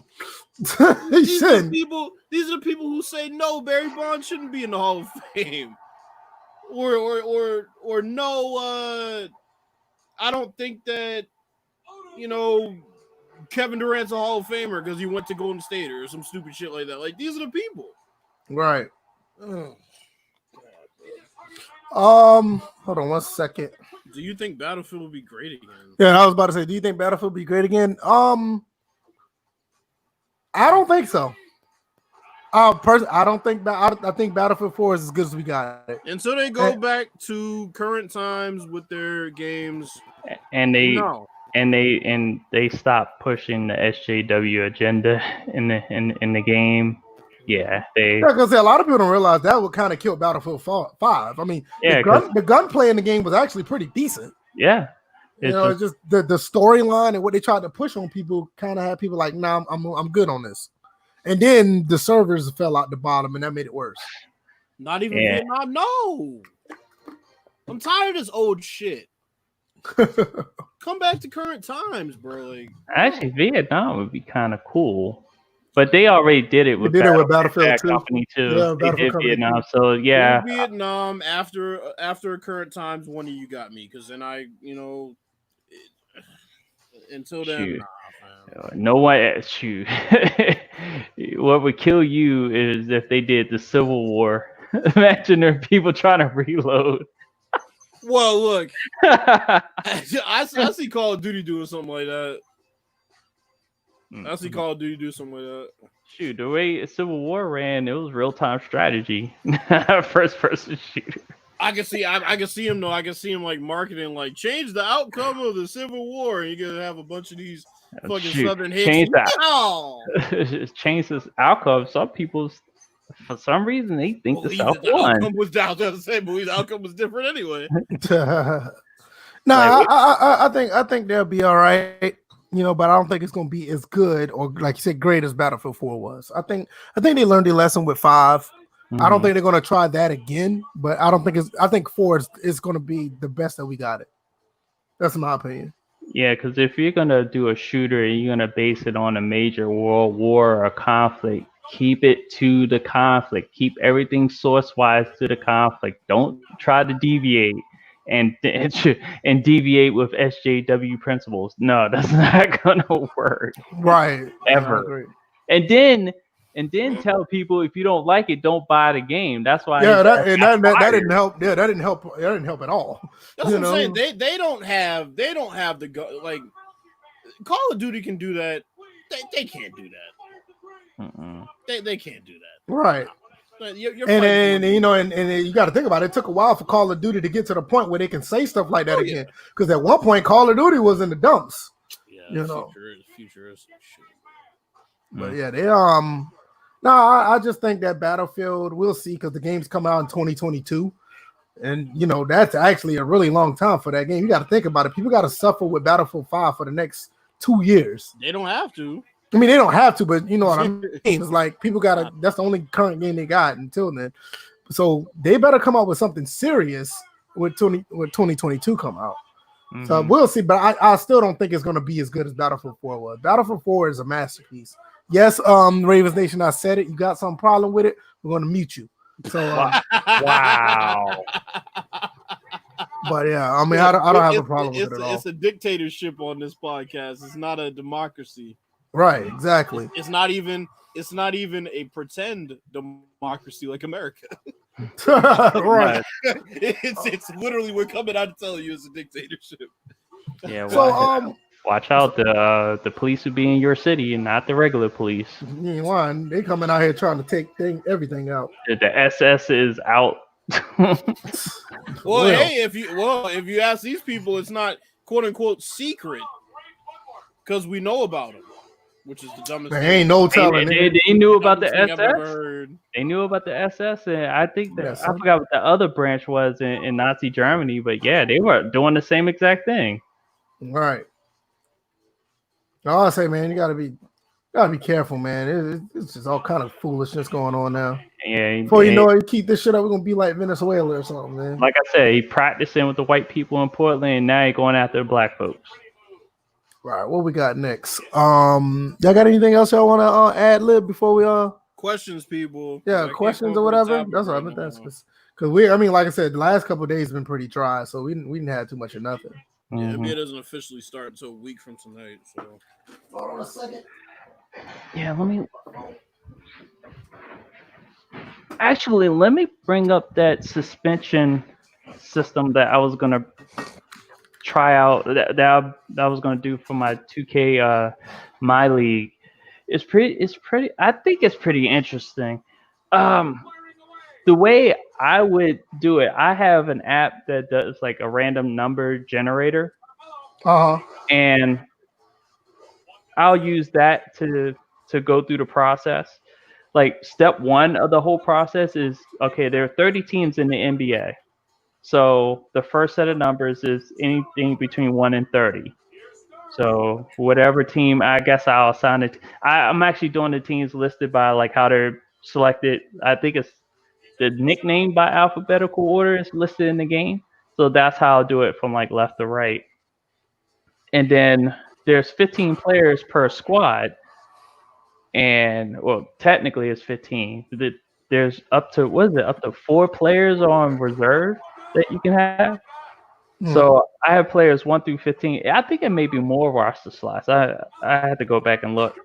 So I'll have the generator pick 1 through 15 to pick which player on that roster is going to have either status number 1, which is personal reasons, which is a injury status in NBA 2K. It's been there for quite some time. It just never pops up because how's somebody getting hurt on the court and it would be personal reasons.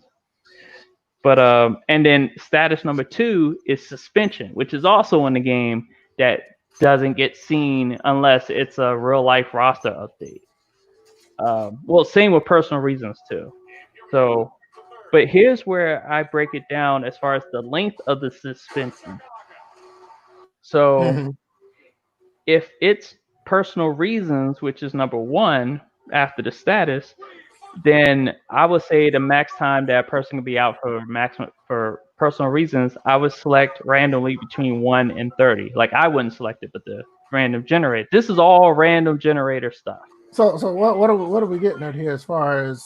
Oh, I'm just explaining it. I'm not making like an overall point to it. I was just telling people about it. And then if the status was number 2, then depending upon who gets suspended or whatever, if let's say they get repeatedly suspended, I have a escalation chart that goes if it happens to them once, it's 1 to 7 days because they do the statuses by days. They get suspended again, 8 to 14, I think, all the way up until the season, which is 180 days. Mhm. So that's kind of like the system that I have that I'm on my own putting together. So it adds a little bit more immersion into my league. And I don't know if Scott OG is watching, but if you have those statuses, so Adlib just brought up an overall point. If you have those statuses in the game, I would like to see them incorporated into my league somehow. Like have it pop up, whether it be random in the game, like I'm doing with the random generator, or whatever. So Well, okay. I see how you're doing that. Kind of like doing like a your own roll of thing. dice. Yeah, Yeah. like doing your own thing with your teams or whatever. That's pretty cool. Mm-hmm. Spectacular Pooh said, NFL expectations. I don't have any. I think everything's gonna go as normal as possible. I have Because no they don't, expectations. yeah, because I mean they this is the only sport that I know that didn't have any fall off from one season to the next. And they're not gonna have So- a preseason, so it's just like, Yeah. I think everything is gonna go as smooth as it can as far as performance. I don't think I there's don't know about all that. yeah, I think most of the players I think they're gonna be all right. I don't think it's gonna be like AAF or XFL first 2 weeks type deal. I think they're gonna be okay. Yeah, I'm like, they're gonna be okay eventually, but it's gonna be rough the first 5 weeks of the season. Oh no. If anything, maybe No, first game. No, You said 5 weeks? I said first 5 weeks. Yeah, that's what I'm saying. You're talking about like a fourth, more than the fourth of the season. Usually have already put in, but here's the thing: they've already put in 3 or 4, in some cases 5 preseason games before they even get to the first game. So they'll be. But you got to right understand by the first that game. most of the starters don't even play a full preseason game. They play It like doesn't matter. It does matter if they're not playing. Yeah, you can't have it both ways. You can't say Where's that they the don't drop play. off? Yeah, you can't say they don't play in preseason, but they're going to fall off because they play preseason. No. Like What most of the starters only play. But what I'm most of the- saying is, you're going from a training camp situation where you're not really. I'm like, with the rules in place, they're not really going hard at all, and they don't have a mode to go against anybody else until the regular season. Yeah, I mean, most of the starters eventually don't go hard even in preseason. They play like a series at a time. Overall, I'm not talking about just individuals here. Overall, you're talking about the you're talking about the starting. You're talking about the starting guys. You're talking about the starting guys on all 32 teams. I mean, maybe the third string might have a little rusty time because he don't play. But I mean, most of the starters don't even play at all. Here's my question. Mm-hmm. What is one dress rehearsal game gonna do for starters? When every other preseason game they either don't play or no, I'm not here to argue whether they should or should not play or what's that gonna do. I'm just saying that going into it, I feel like it's gonna be rough for the first 5 games. But why? Because everybody has to get into some type of playing shape. Even I would say even the starters that don't play most of the preseason, I'm like, they may seem like but you know that once they get into like the middle portion of the season, that's when they really catch on anyway. Yeah, but they're gonna have intra-squad scrimmages like they always do. It's not the same. Scrimmages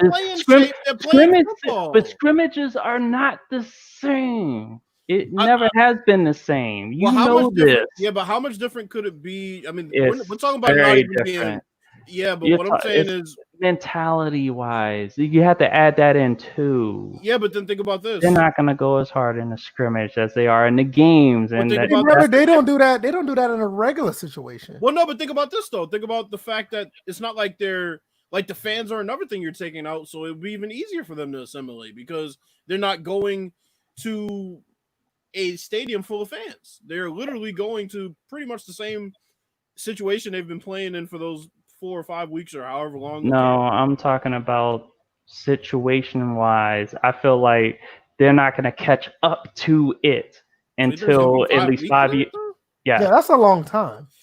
Phew. All right, 5 weeks. I mean, I hear even, you, I mean, but- you got to think about it. Even the XFL and the AAF didn't take 5 weeks to get on I'm just there. saying you're putting know, too much. I like to me. For me, it gives them room to get into the groove of things by at least week 5 I think they don't have a preseason. I think the superstars are going to be superstars. I think the regular starters are going to be okay. You may see a drop off from people who don't play as much, but like I said, when they have a regular season or a regular, format and they have preseason games, half of these guys who are like I can say half, maybe 75% of starters don't even play no more than maybe 2 series in a preseason. Like I think the third preseason game is the only preseason game that they play up to halftime. So I don't think it's going to be that big of a drop off. I mean, most of these guys out here are probably been ready to go. They just haven't, I think they'll be fine. Yeah, I'm not looking at how much of a drop off it is. I'm saying there will be. It'll just be longer than normally. I'm like, when you do have the preseason, it takes a couple of weeks for them to really get into it. Like once the regular season starts. So that's what I'm saying. Without a preseason, it's gonna take at least a few. Maybe I would say, okay, I'll do it like this: a range of 3 to 5 games. I think the first few games may be, I ain't gonna say sloppy, but you can tell they're gonna have some rust in the first game. But I think after week 2 they'll be fine. Pooh, we can't see. He's saying he said, "How about the teams who will be good, who will be?" I mean, man, that's way too much. We don't know. Okay, because that's it. That's a convoluted question. That's a convoluted question. Especially you're not going to have anything but speculation as far as or play based on last year minus the rookies. This no preseason game to judge. You're going to go right into game 1 smack. Okay, we don't know what's going to happen. The only projection I'll give you as far as the best rookie season, I'll say that I think early on CeeDee Lamb would be my choice for who would have the best rookie season, only because of the situation he's going into. CeeDee Lamb, it's a very stable situation with Dallas. So I can say maybe him. Burrow, I can't really say. I don't. I got a feeling Burrow is so extreme. Burrow with his talent, it looks like he can have a great season, or he can just have that curse because he has on a Bengals uniform and just stink it up. You just don't know what that. It's a wild card with him. That one just. I mean, that was highly. That's highly radical. You just don't know what you're gonna get with that. I think CeeDee Lamb's a safe pick. Yeah, CeeDee Lamb is safe. I'm trying to. I can't really pick anybody. Yeah, it's like I think CeeDee Lamb might be the best one. Jared Judy plays. He said Jared Judy plays with the Broncos, so that's going to curtail him. We don't even know how. I mean, Drew Lock has the potential to give him the ball, but we got to see if he can get him the ball. So I mean, Jared Judy's not going to be. I mean, you're talking about Drew Lock, which has the potential compared to Dak Prescott, who has already done it, and he has somebody on the other side of him with what's the boy from Alabama? His name Cooper. He has Cooper on the other side, so CeeDee Lamb can easily get the ball compared to Jared Judy. We don't know who's on the other side of the field with Jared Judy. He might be the number 1, and you know how that goes. Rookies that are number 1 don't do too well. I'd say Tua, if he starts to have a pretty good year. Yeah, Tua's another one. I think Tua is more safer than Joe Burrow, in my opinion. And Isaiah Simmons too. Isaiah Simmons is another one. Other than that, I think everybody else is pretty much up in the air for the most part. Yeah. Yeah, see, you got Cortland Sutton on the other side of Denver. I mean, come on. Jared Judy easily could probably be the number 1. So, like, as far as rookies, like you said, Bills, a CeeDee Lamb is like almost damn near the shoe-in. And, I mean, Tua is probably the one right next to him. Sutton, come on now. I get what you're saying. Sutton is there, but Sutton is not like that guy. I mean, we saw what happened in Denver. I mean, we're not gonna do that. Pooh, come on, man. We don't even know if that coach still buys into Drew Lock. Drew Lock, yeah, exactly. We're gonna say Jerry Judy is. Come on, man. Honestly, I that's mean, a halfway toxic situation he's going into if you really think about it. Yeah, because I mean, the coach damn near tried to sabotage Drew Lock for no reason, You and got Drew Phillip and Drew and Lindsay Drew that Lock. still wants touches. All right, and then Drew Lock comes in and win a couple of games, and the coach still don't know what to do. It's like, I mean, you don't know what you're getting at. It's not as solid, like, compared to another receiver like with CeeDee Lamb. Yeah, but think about another toxic situation. You got Melvin Gordon coming in to basically unseat Phillip Lindsay. That's a toxic situation over there. Yeah, so I didn't even think about that. So I mean, yeah, Jared Judy, he has the potential to have a good rookie season, but not the best. Yeah. I don't think he's gonna have. You got to look at stable situations where a guy can ease in and not have to be the guy right away, and he can get his offense or his stats as far as defensively, get him in the flow of. Now, if you want to talk about players, you look at a guy like J.K. Dobbins that's going to the Ravens, a running back, or if you want to look at Clyde Hilaire that went to the Chiefs. Yeah, they can have a pretty good, probably the best rookie season because they don't have to do much. I mean, 9 times out of 10, nobody see those two guys coming because all the other weapons on those teams. But that's how it ends up being in the NFL a lot of times. I mean, there are a couple of outliers, but for the most part, the people who have the best seasons are the ones who can ease in to an already good situation. Nick Bosa, for example. Exactly. Perfect example right there. And not to take anything away from my guy in Atlanta, but Julio Jones benefited from that because when Julio came, he's a freak of nature, but Roddy White was the guy before he came in. Yeah. A lot of people don't realize that Julio didn't come in and just started dominating. I mean, you got to understand if Roddy was not there, it's a possibility that Julio's first season might not have been as good as it was. So, I mean, you had Kyler. Okay, so Kyler, I'm just looking at the offensive rookies of the year in recent history. Kyler was an outlier. Saquon was an outlier, but then you got Alvin Kamara who went into a good situation. Well, stop right there for a second with Saquon. When Saquon came into the league and he went to the Giants, everybody kind of knew that he was going to get all the touches possible. I mean, look who you had with the Giants at the time. Yeah, but he was on a bad team, though. Yeah, that's what I'm saying. That's the reason why I said he was going to get all the touches possible. It's not to take nothing away from him. It's almost like you put a guy at quarterback and he's going to get all he's going to be able to throw, and you got a decent or half decent receivers. Yeah, you're going to have a good season. With Saquon came in, they took your offensive lineman from the Patriots and brought him over. So not to say that he couldn't do it. It's like you got the opportunity and he took advantage of it. But then you got Dak, right? You got Todd Gurley is an outlier. I don't know how he even won that year with that shitty offensive line. Right. Odell went to a pretty good decent situation. Eddie Lacy went to a great situation. RG3 is an outlier. Cam Newton is a bit of an outlier. His rookie season wasn't the best. It was okay, but I get it. Sam Bradford went to a good situation. Percy Harvin went to a good situation. Matt Ryan's an outlier. But as you look at this list, it's the rookies who can ease in and they can sort of just fit into the team and get there, and they can produce within the flow of whatever side of the ball they're on. Those are the guys that usually get rookie of the year because they stand out. They're on winning teams and they're playing well. So that's why it's just like I was saying about J.K. Dobbins and Clyde Hilaire. Those are two good running backs that did very good at college, and they're going into a perfect situation with the teams they're in. So you just don't know what may happen there. So as far as rookies, like you said, you just don't know. It just depends on the like Tua is in a situation where Saquon Barkley was.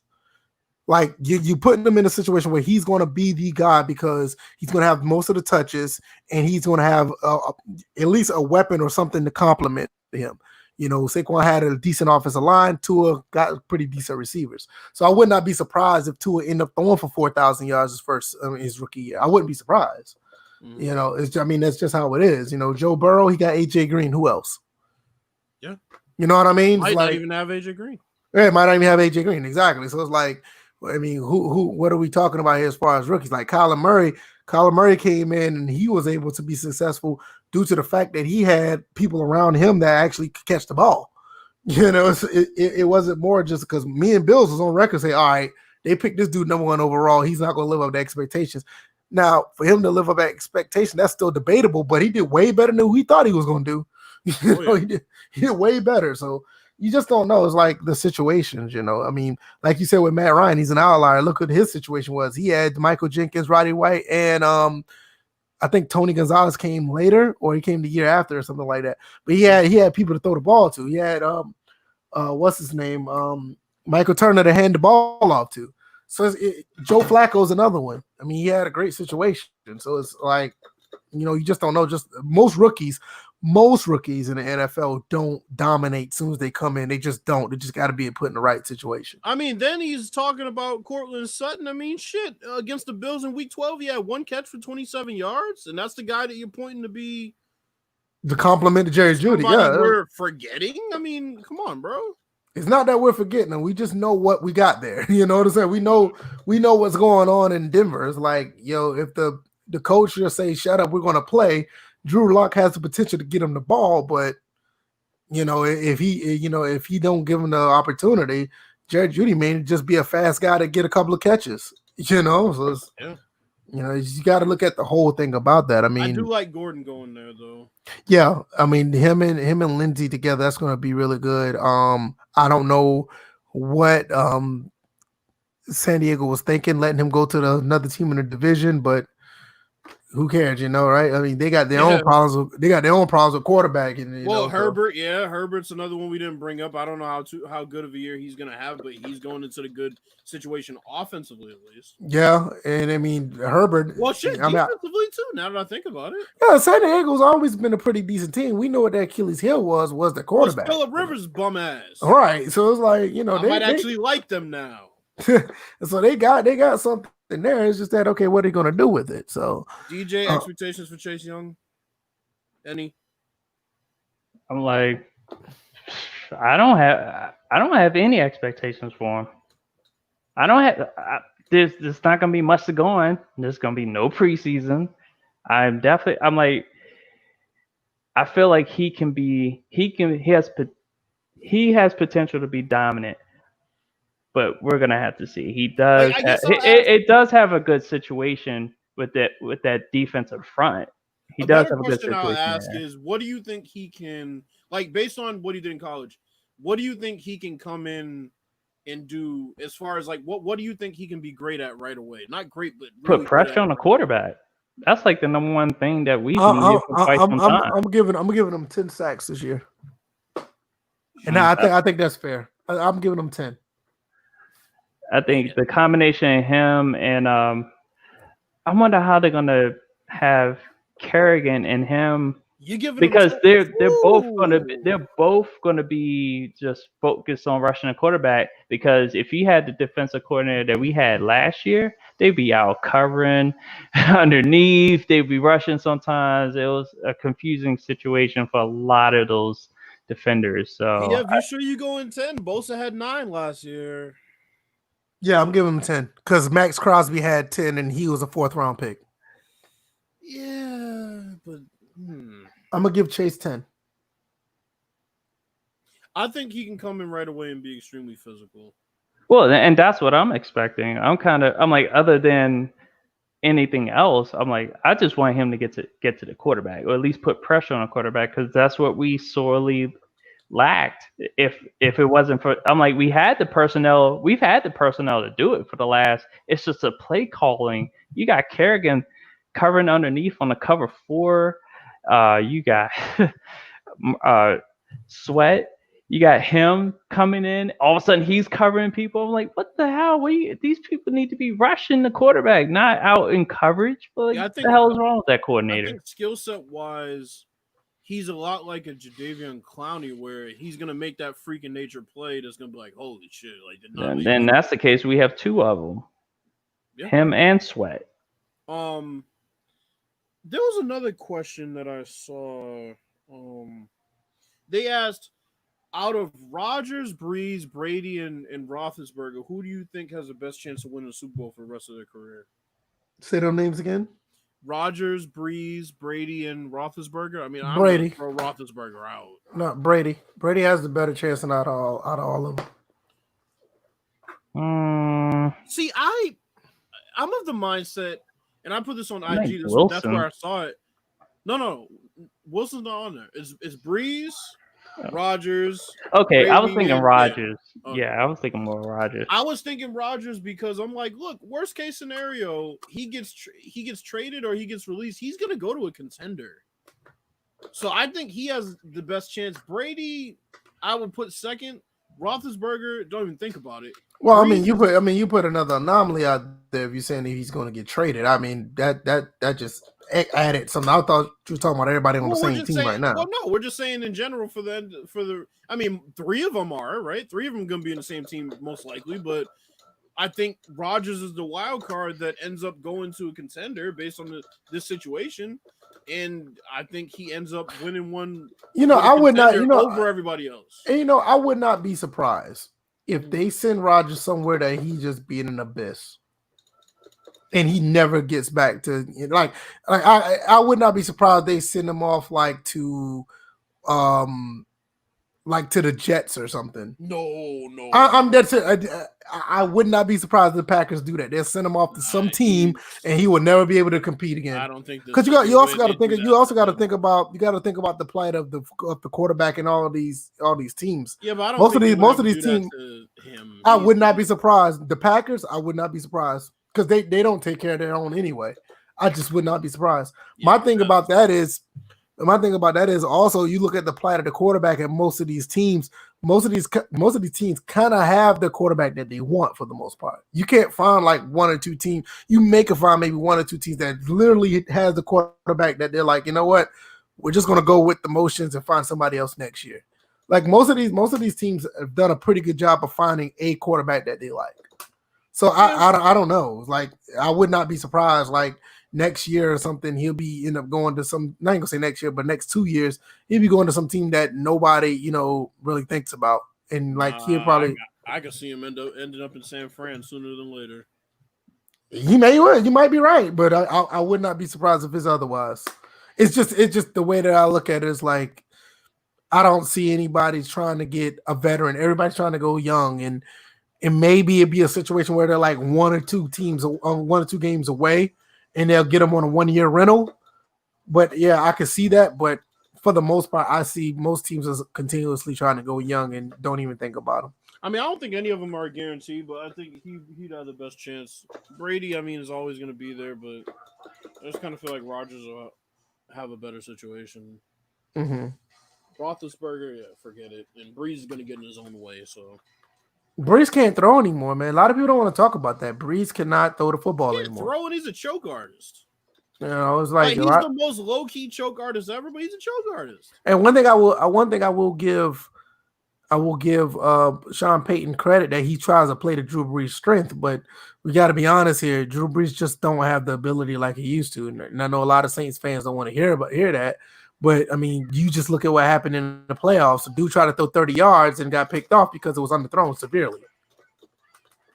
I mean, you got to be honest with yourselves at some point that these guys in New Orleans going to need a quarterback probably by next year, if not by the middle of this year.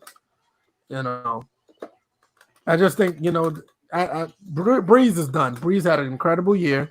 He's done everything he was supposed to, but based on what I've seen last year and going into this year, I just don't see it. I mean, he's 40 years old. He threw for under 3,000 yards. Yeah, he threw for under 3,000 yards. Look at that. I mean, yeah, people can say, "Oh yeah, he was hurt." Does that?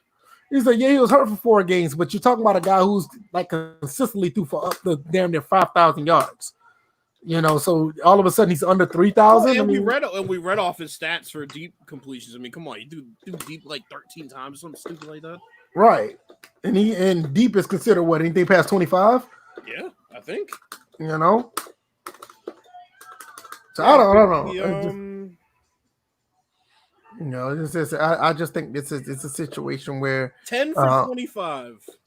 Yeah, if he threw it, so he threw the ball 25 times. And that's on throws of 21 plus yards. So through 16 games, I guess, or you could say 12 for him, he threw deep 25 times and completed 10 of them. And that's right. Throws of 21 plus yards. So I mean, you're talking about less than 50%. Yep. That's less than 50% throwing the deep balls. Like he doesn't have and it. the accuracy, I wouldn't even pay attention to. It's the frequency. That too. Because of the quarterbacks here, he threw. The only people who threw the deep less than him was Joe Flacco, who didn't play nearly the whole season. Case Right. Keenum, who didn't play nearly the whole season, and that's it. Garoppolo, we already know what that is. I try to tell whatchamacallit, B5 you want to listen. Garoppolo was 14 for 27. So yeah. Yeah, just You wanna talk slightly about- over 50%. You want to talk about Charlie Checkdown? Got your guy with Drew Brees. So Yeah. No, it's just like when you look at, like I said, like Brady is the one that, in my opinion, be the first one to win one, because look what he got at Tampa Bay. I mean, he has a team that's pretty much ready to go. I'm still worried about Aaron Rodgers keeping his team, because they just straight disrespected him by drafting the quarterback in the first round. It's like I still don't understand that, but what do we know? Roethlisberger, what is there to talk about? he ain't even gonna start. He ain't gonna play this whole season. And honestly, the only reason he even has a chance of starting is because both of those quarterbacks played extremely inconsistent between the racist and Duck Hodges. Right. Pretty much. So I mean, fuck Mason Rudolph. And even if with Roethlisberger, he wasn't that effective anyway, even when he was playing. Well, shit. So it's like, don't let these Big Ben fans tell you that. You know, so what can you do with that? The only thing you can do is like best person on the field is going to play, which is Ben, but that doesn't mean you're going to get to probably won't even get to the divisional round, let alone the AFC Championship. They need to just start Doug Hodges and move on, fam. Yeah, I think this is a good situation to where they could probably start looking for another quarterback for the future. I think they can start doing that this year. I think that's one team that I could say that could probably they could start looking into that. I mean, Hodges went five touchdowns and 8 interceptions, which isn't bad considering the fact he's a third string quarterback. All right. So I mean, it's not the worst production considering Mason Rudolph had 13 touchdowns and 9 picks. I mean, they had a talented roster last year. All right. You said Dak on the Saints? No, Dak ain't going to the Saints. They already invested in Taysom Hill. Taysom Hill is his predecessor. He already said that. Dak's. No, I don't know. They got Jameis Winston as a 1-year rental, and Taysom Hill is their future. I mean, they've said that ever since late last year when the season was over. I'm not so sure he's going anywhere. Who that? Dak. No, Dak signed a 1-year their franchise tag. No, I mean after that. He ended up getting signed by Dallas. He ain't going away. My thing is like him going to the Saints. That's not happening. They like Taysom Hill. And I don't know why, but they do. I mean, he's in. I haven't seen him throw the ball, so I don't know. No, he can't throw the ball. That's the problem. I mean, you go look up Taysom Hill's stats throwing the football. He can't. But they like him because of all the other stuff he can do. Which that has nothing to do with quarterbacking, but that's another story for another day. Taysom Hill, 2016, 2,000 yards, 12 touchdowns and 11 picks, and that was at BYU. Yeah. Yeah, you look at his stats actually playing for the Saints. It's even worse. I mean, look, people were talking about the Patriots cap space. They got $7 million cap, I think now. They can make a move for Odell if they clear some space. Which is You talking about Dallas cap space? No, I'm talking about Patriots. No, I'm talking about what he was saying. He's talking about Dallas' cap space. No, their cap space in 2022 is going to be like opened up. I mean, it's going to change. People contracts are going to be gone. They'll kind of strapped for cash this past year, but you got to understand other people's contracts are going to go away by the end of this year. It doesn't stay like that. Somebody said the Patriots have the worst receiving core in the league. Yeah, I don't think they've never really had the best, or they've made do with what they've have had for quite some time. I'm like, maybe a couple times they had like a legit number one receiver with Randy Moss, but other than that, I'm like, they've done just fine with what they've had. Well, yeah, because you have Tom Brady. Well, now I think it's just gonna show more because Tom Brady's not there. That Tell you Pooh don't that have a good tell Pooh receiver. that these guys, a lot of people are going to be getting released for Dallas. The cap going down has nothing to do when you have 17 people getting released.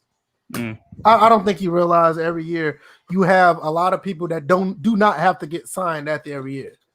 The problem is you had a lot of people on contract, which is supposed to be changing by 2022 and 2023. They're not going to have that big of a deal. This is you can go look it up. I mean, yeah. Because All I right. mean, Do they have? Is there any other questions in the chat? Because I know we're running long here. no, it's 2 hours. Yeah, it's about that time. Anything else, people? Anybody got anything? No, I don't see anything. So I guess that's for the most part that'll be it. What you got, DJ? Well, you guys can find me on my website, or you can find my website. I'm not on the website right now, but you can find me at dj81.org. I'm still trying to learn the ins and outs of managing it, so hopefully I can get cracking again on it sometime next week. It seems like there's a few things I could write about, certain situations I can write about, so be on the lookout. And also, you can find me on Twitter, DJ81 on Twitter, and also new Twitch channel. I'm gonna retire though. It's funny, my football team retires its name. I'm about to retire my old Twitch channel as soon as I get access to it. But in the meantime, I have created a new Twitch channel. It's under Evo325. That's EVO325 on Twitch. So. Okay, what about you, Bills? What you got? I ain't got shit. Good episode. Just waiting for Madden 21 to come out. Oh, by the way, I saw Mafia Definitive Edition for the first one. Mm-hmm. That game looks really good. Yeah, Graphically, they rebuilt it from the ground up. Yeah, they rebuilt it from the ground up. Yeah. So I'm definitely gonna be getting on that once that come out. Definitely gonna get that. Been playing a little bit of Mafia 2. Don't have any incentive to finish that one because I beat that one a long time ago. So that game, that remaster is low key ass, bro. Really? Well, I played on PC. It's pretty glitches. good. I haven't seen any glitches, but I've been seeing people on PS4. I saw a review of it, and there's some people running into some issues. I didn't have the biggest problem with it, but there's a lot of people who run into some issues. My issue was I didn't have my 4K TV when I played it, so graphically it was a bit of an eyesore, but I'll probably I've been playing on PC. It's pretty good. I haven't had any issue. As for me, I'm gonna be streaming tomorrow. I don't know what I'm gonna be streaming yet. It might be some sports related. I don't know yet. But I'm gonna start streaming on a daily basis. I'm gonna start on Friday, and so probably be around 8:30, 8:45. Probably give everybody an hour of some gameplay of whatever I want to play. And I don't know, it might even be Last of Us 2. You never know. But shit. So you never know. It's like it just depends on how I feel at the time when I decide to stream something. So be on the lookout for that. And like I said, every day I'll probably be on it streaming because I did say I want to stream more outside of Sunday. So once again, our Twitter handle's right there at the bottom of the screen. Come and follow us there. Google, Play, iTunes, SoundCloud, Discord, all that good stuff. You can catch us there. Other than that, we'll be back on Tuesday, and we'll all be back together collectively to talk about whatever the hell is going on. So because I have no idea. Probably an NBA preview, I guess. Yeah, it could be because it was really nothing going on today. Saturday they are it's the season opener for the WNBA. So that's interesting. Hey, don't do that, Bills. Don't do that. What? Make it interesting. What? Man, Mine Moore's not playing this year. There's a couple other people that aren't playing this year. Hey, somebody put on Twitter talking about the NBA players making average 40 million while the WNBA making 127. Ton. That's a problem. Look, let me tell you what's the problem. A problem's gonna be that they're not out of element, not having any fans when they play this new bubble. Wow. It's gonna be the same I'm as done. it usually is. I'm done. All right, y'all. Hey, man, y'all be good, man. Y'all be safe out there and don't get in any police's face and don't let them get in your face. Yeah. Stay away from that fucking and virus. wear a fucking mask. Yeah, especially dead serious. If you're around some people, wear a mask, please. Don't get I don't fucked think, up like I out said, here. yeah, I don't think they work, but wear them anyway. Like, no, if you're not wearing an N95, it don't work, but just wear them shits anyway. Because you got people out here have anxiety issues of people not wearing masks. They think you're a walking virus. So just wear the mask. Wear it. And Newsflash, got viruses on you. right. And if you see somebody that either coughs on somebody or coughs out loud and don't cover their mouth, or they don't have a mask on, fuck them up, please. All right, like exactly. And those are the bitches I'm talking about, Doug Thomas. All right, y'all. We're gonna be out. See you guys on Tuesday. Peace. Peace.